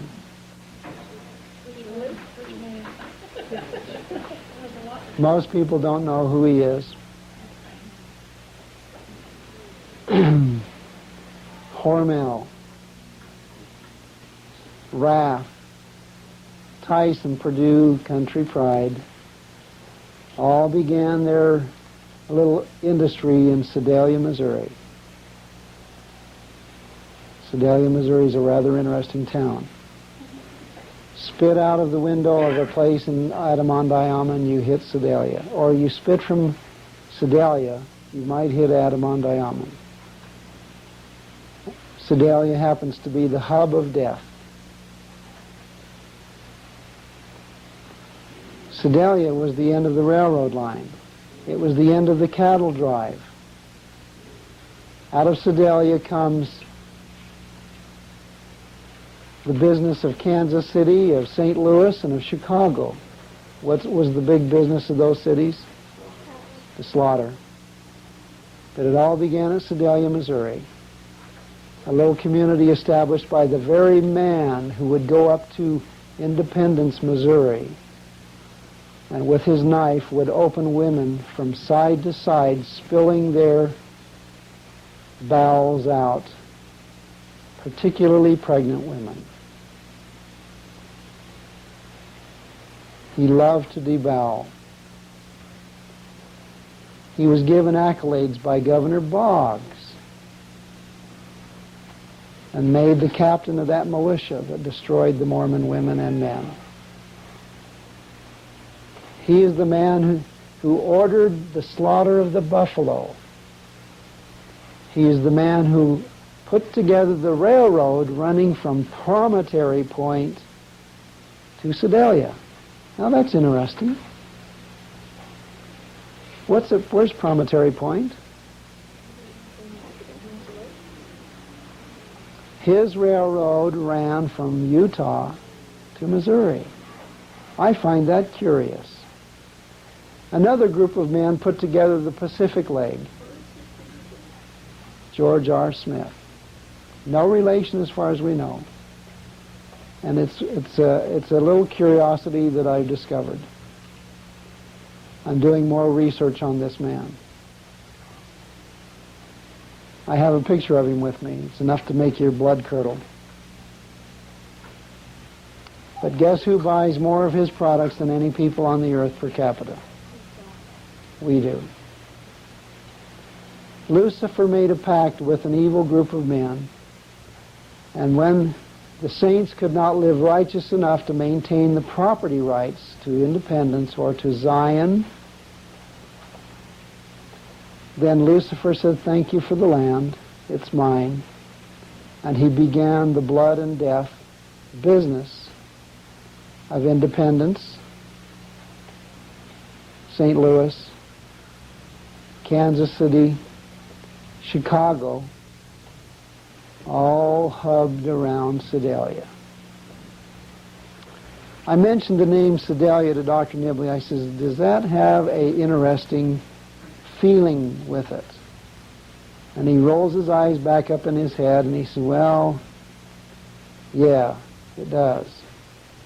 He said, where does it come from? And I said, well, the man had a daughter, and her go back and check on the festival of Sed in darkest Egypt of the past.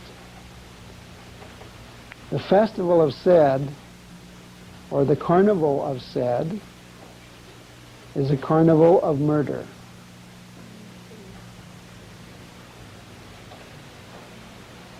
And the interesting characteristics of this carnival are they're totally bizarre.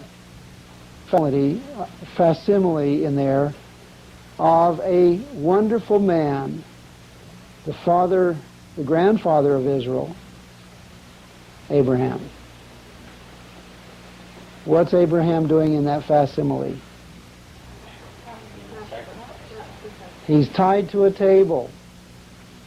And there is a dark priest, and I don't mean a black priest, I mean a priest of darkness. Not necessarily Negro, but one of the dark priests of Egypt attempting to murder Abraham. What was the occasion?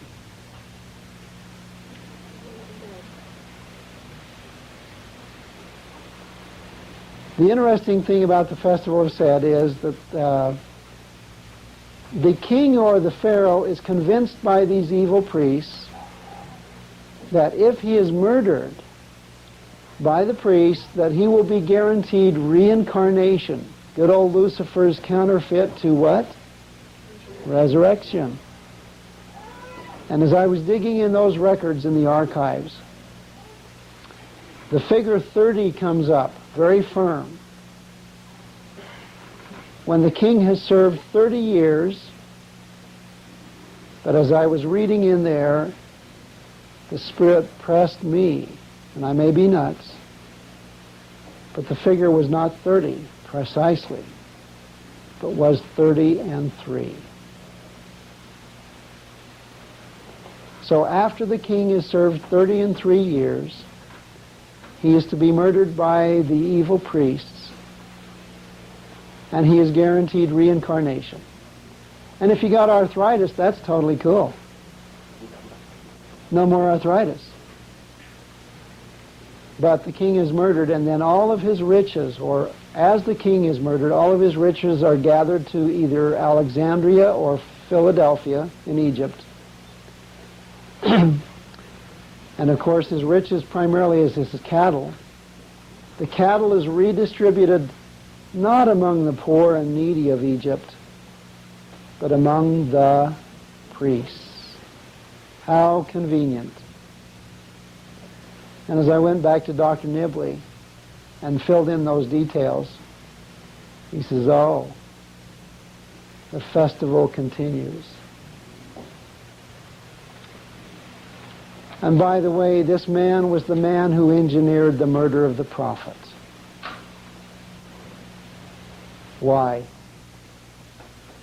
I'll tell you why. This is again, I'm preambling this as my experience, my understanding. But on February 5th of 1844, in the home of John Taylor, to the 12 apostles and their wives, a closed meeting of friends. Joseph Smith, it's recorded there, it says, had a wonderful evening together.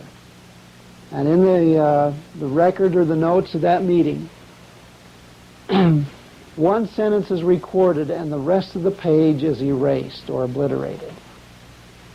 The one sentence that's recorded is, "Not 5 years will roll around before I have this company living on uncooked foods." The record stops there. But I have the good fortune of having the canons. And in George Q. Cannon's record, another sentence continues forward. Now I'll go back and restate Joseph Smith, and then I'll add George Q. Cannon's statement. "Not 5 years will roll around before I have this company living on uncooked foods, like unto Adam's diet." Now figure that one out. What is Joseph Smith telling the 12 apostles and their wives in that room that night? He was a vegetarian.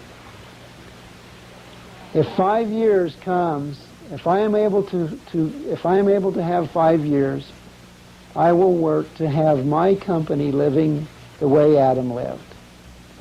And how did Adam live? The way God told him to live, on the fruits and the herbs. Now there was a Judas in that room, if not more than one. They went across the river after that meeting, got a hold of George R. Smith and his group of cattle barons, and mentioned to him, I'm sure, the content of this meeting. Now, Joseph Smith had the potential to become the President of the United States. He was a popular person in the United States. People liked him. He also was contrary to the slave movement. And of course, the Sedalians, the Missourians, were using slaves to handle their cattle. What a bargain. That keeps your profit margin nice and wide. So this man is contrary to the slavery issue. He's a potential president of the United States, but here's the real kicker. People say Joseph Smith was murdered for polygamy or some strange religious idea. Can I tell you that in the United States, after this religious revival, there was every sort of religious... people had ideas of all kinds. Why, just down the road were the people living polygamy in the Shakers, and people living polygamy in the Southern Baptists.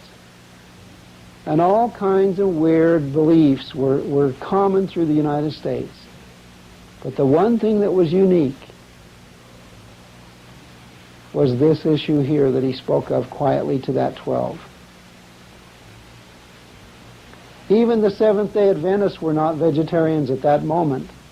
They became vegetarians when a dear sister named Ellen White, who only lived a couple of days' ride from Joseph Smith, made a visit.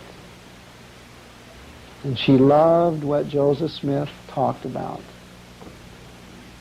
And she might have become a member of the church until she walked outside of Joseph Smith's door and met some of the people of Nauvoo, like Dr. Forrester and the Law Brothers. You remember those characters?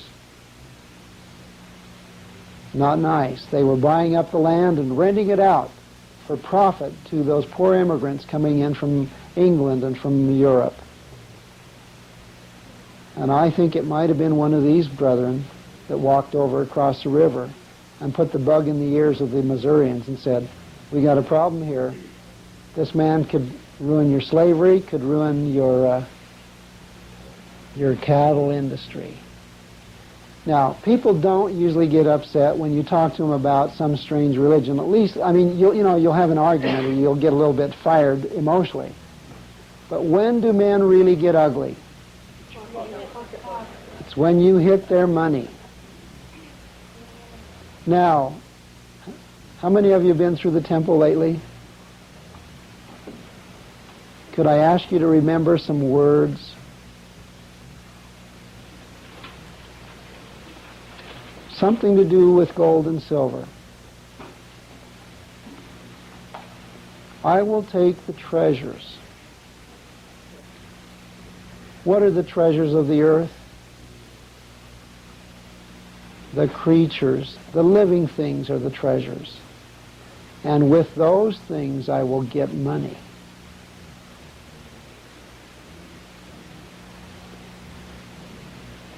I will take these things, and for gold and silver I will purchase certain things with the help of what kind of priests and what kind of tyrants. Is a man in a slaughterhouse a tyrant? You bet. And with something and something I will reign. And let me tell you, that's precisely what he's doing. And you see, that industry was going to be interfered with by a simple little man across the river in Nauvoo. And within 4 months, his body was splattered in the walls and on the floor of Carthage.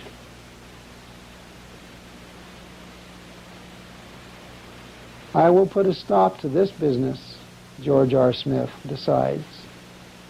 There's no way that this man is going to influence all of these people and possibly the nation and interfere with my industry.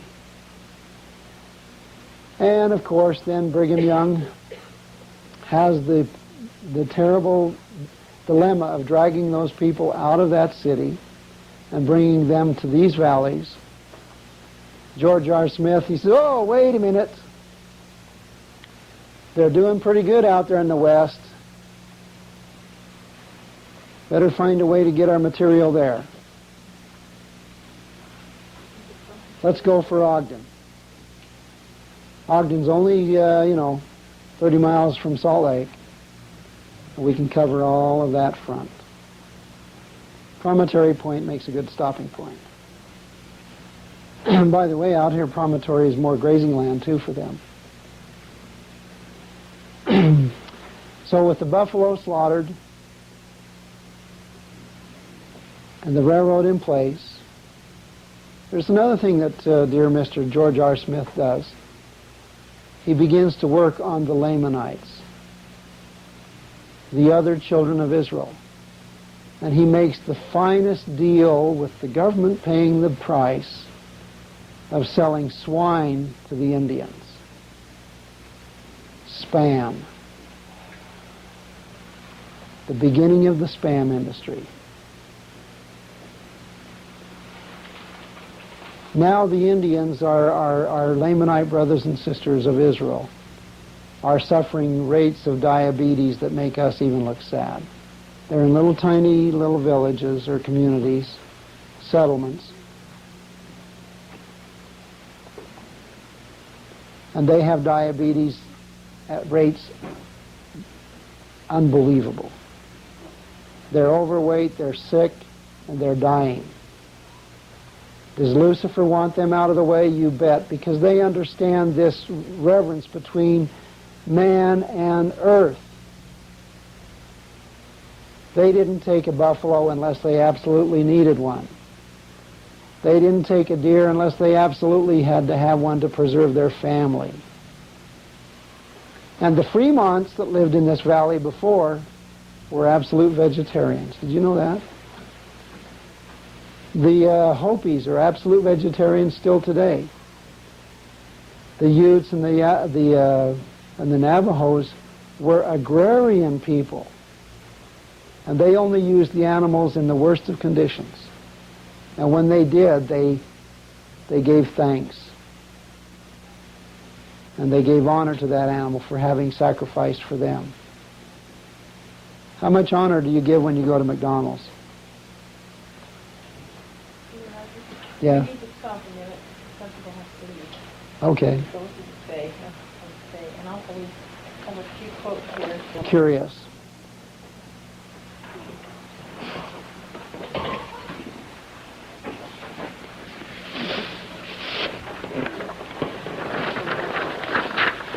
He's a dark-looking character.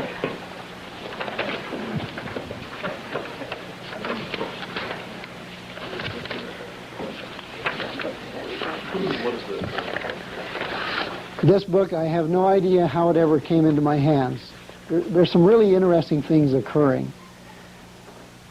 One copy of this in the entire planet, put together by his great-granddaughter. It doesn't talk about the massacre of the Mormons other than he was made captain. The rest of the pieces are fitted together from the journals of the saints.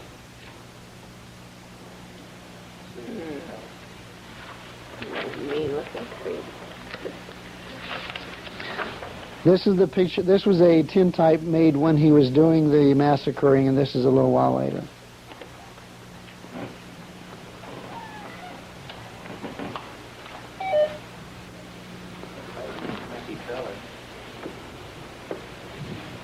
What was the other Indians you said were wearing? You said Utes and somebody else.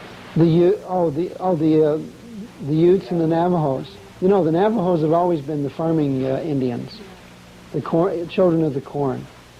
We've got an Indian friend that just started second Legion Crusade, is very diabetic.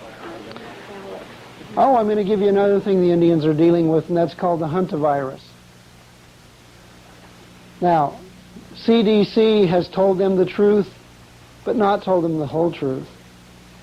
Indeed, the hantavirus is packed or is carried by the deer mouse and the rodents. But you know what? Try to find any intelligent Indian that will have anything to do with the rodent. They won't. They'll burn a house rather than go into a house that has mice. Did you know that? I saw them do that on my mission. If they had an infection of mice in their house, they would go in, they'd torch the place and start out fresh. And am I doing okay on this mic? I was cruising along one day in my mental drive saying, you know, wait a minute, I've worked with the Indians on my mission. They do not have anything to do with rodents. And yet CDC is telling them, this is the Center for Disease Control, is telling them that they are getting the disease from the droppings and the dust of the rodents. Now, I worked sometimes with a friend up at the VA hospital in pathology. His name is Reed Tainter. He was my cancer pathologist. He was my bishop at one time. And I understood when CDC went down to gather these specimens, in fact, I have it on film, they do not put on a respirator. In fact, they don't put on any protection other than a pair of gloves when they're going in after these traps, when they've trapped the rodents. So what does CDC know that they're not saying? If a man climbs underneath a structure with no respirator on, and all he has is a pair of gloves, and he is the CDC technician or scientist, and yet he tells you with his lips the disease is passed by the droppings and the dust, and he's climbing underneath there without a respirator. Does that make sense to you? He's just stupid. Well, he's either stupid or he is lying. I know he's lying because I know the virus. It is passed in blood or in body fluids. It is a blood-borne or bodily fluid-borne virus. Quotation marks, exclamation points, whatever else you want to put around it. The nurses that were dying, that were treating these Indians, were dying because they had their hands on the people, on the blood or on body fluids. By the way, how can viruses enter your body? No, you don't even need to cut yourself. Right here, right through this very tough skin of your hand, viruses pass with the greatest of ease. If there is some liquid there, generally. Dry skin, they have a harder time. You know, viruses, they got a canoe, but if there's no river to run in, they can't get very far. But if there's any moisture, I should say any fluid on your hands, either blood or saliva or whatever else, then those openings in the skin, which are natural openings, are sufficiently large for those viruses, which are sometimes less than 2 microns across, to find their way in. Now that makes it a little scary when you start thinking about AIDS and some of these other things, doesn't it?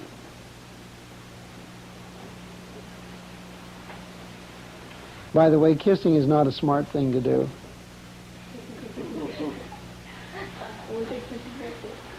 Yeah. Would you guys come up and do a demo? Viruses can pass through this spot of your hand or any spot of your skin, anywhere on your body. They can go in if there's fluid on the body surface. And that fluid is able to be, that fluid becomes, your skin hydrates, right? We call it hydration, becomes wetted. And so you have a pathway for the viruses right into your body. Now, does anybody want to argue with me on that one? How many of you have got friends on a nicotine patch, an estrogen patch, or on nitroglycerin? Now, we used to give nitroglycerin under the lip periodically. Now we don't have to do that. We can just take a Band-Aid and stick it somewhere on the person's body, and it's absorbed slowly. Now, nitroglycerin is a monster molecule. Estrogen is a super monster molecule. I mean, this is a giant. And it's finding its way into your body through your skin. Don't touch things you shouldn't touch. The Apostle Paul had some good advice, and it applies very well for this day. He says, touch not, taste not, handle not. By the way, the rest of that whole chapter is about flesh.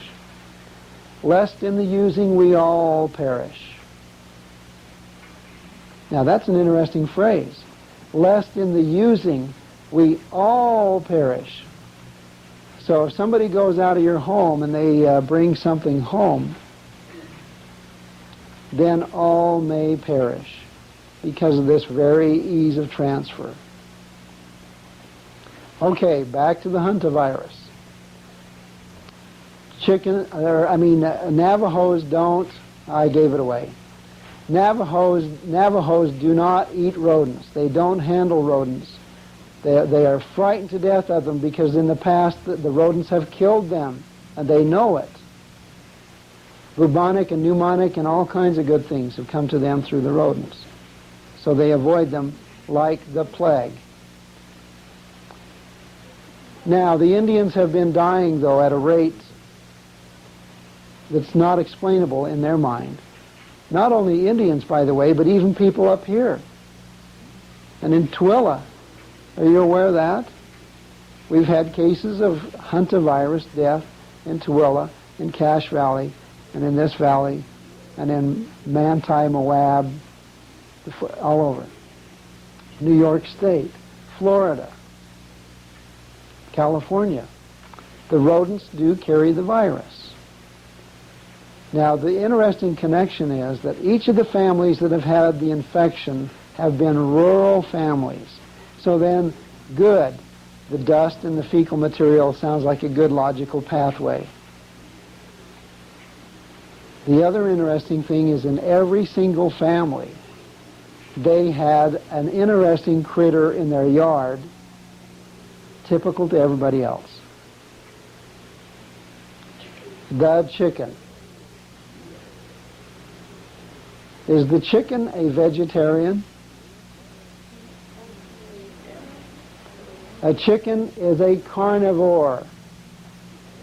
By nature, it is a carnivore. It is in the condor family.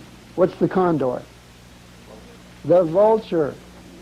Guess what else is in the condor family? The turkey. And if you've ever watched turkeys that are confined in some areas, they will start to peck and eat at each other, and they will kill each other and consume each other, and so will chickens. And if you turn loose a rodent into a chicken coop, I guarantee you it will never come out. My kids used to get excited when I would go into my chicken coop and I would move sometimes my feed boxes. And of course the rodents would come in, build a little nest under the feed box, and I would tip that feed box and those little baby mice or rats would be there. And as soon as I would do that, you know how you have your racks with all your chickens up on there, your roosting bars? They would come like, you remember the movie The Birds by Alfred Hitchcock? Shh. They go crazy. And there's not a single rodent that will make it out of that pit.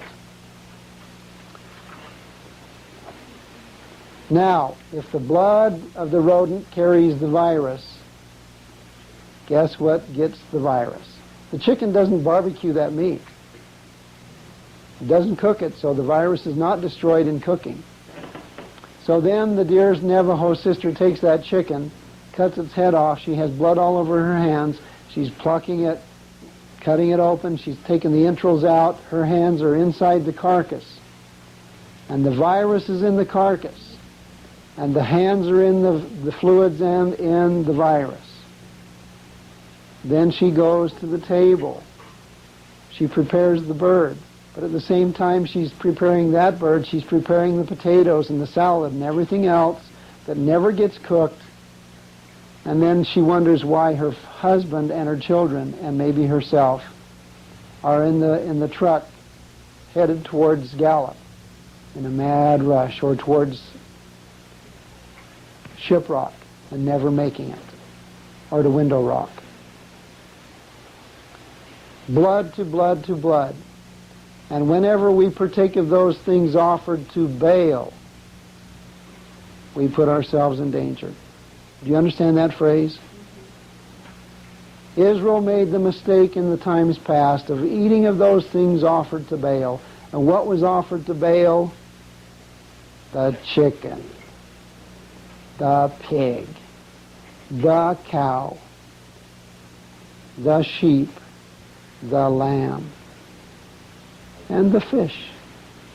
By the way, if the chicken carries the virus, the cow carries tuberculosis and a whole bunch of other, and the pig carries the influenza and other things, what is possible to catch through the fish? Everything. Everything comes through the fish. Why? Because where's the fish? It's in the sewage of man. The slaughterhouse is on the edge of the river. It has effluents running a little bit out in the water. By the way, how much water can you drink in Manaway now? My cousin up there, Sheila Niederhauser is her maiden name. I don't know what her married name is. They're living out there on the south end of the lake, south end of Manaway. They no longer can use their well. They have to truck their water in from Brigham City or from Logan because the water's contaminated with E. coli and nitrates coming from the cattle that are pooping on the land above. I drink very little water at all. Most of the water I get is from my juicer. Orange juice, and I do drink water out of the kitchen tap. You know, I'm too poor to have one of those nice machines, those reverse osmosis critters. So in that case I say, Father, I no longer bring harm to the creatures. And I remember that when your people were in the desert and they were bitten accidentally by the snakes, Your prophet set up a staff, a brazen staff with serpent, the serpent staff. And if those people had the faith, they could look upon that staff and you would protect them from the venom of those snakes. So that's what I have to do almost daily and say, okay, Father, that water coming out of that tap, I can't afford, I don't have the money to put in a nice system to give me pure, pure water. Please, if there's anything in that water, protect me from it. And the contract is set by me saying, I will not harm a bee, I will not harm a chicken, I will not harm a cow, I will not harm your dear fish. Is that a good enough trade? And he says, okay. No, I'm presuming he says okay because I am okay. Did we offend you at any... Before you leave, could we offend you? By the way, she has some, did you got paper? Oh, I give my... Give him this one too. Probably ought to give him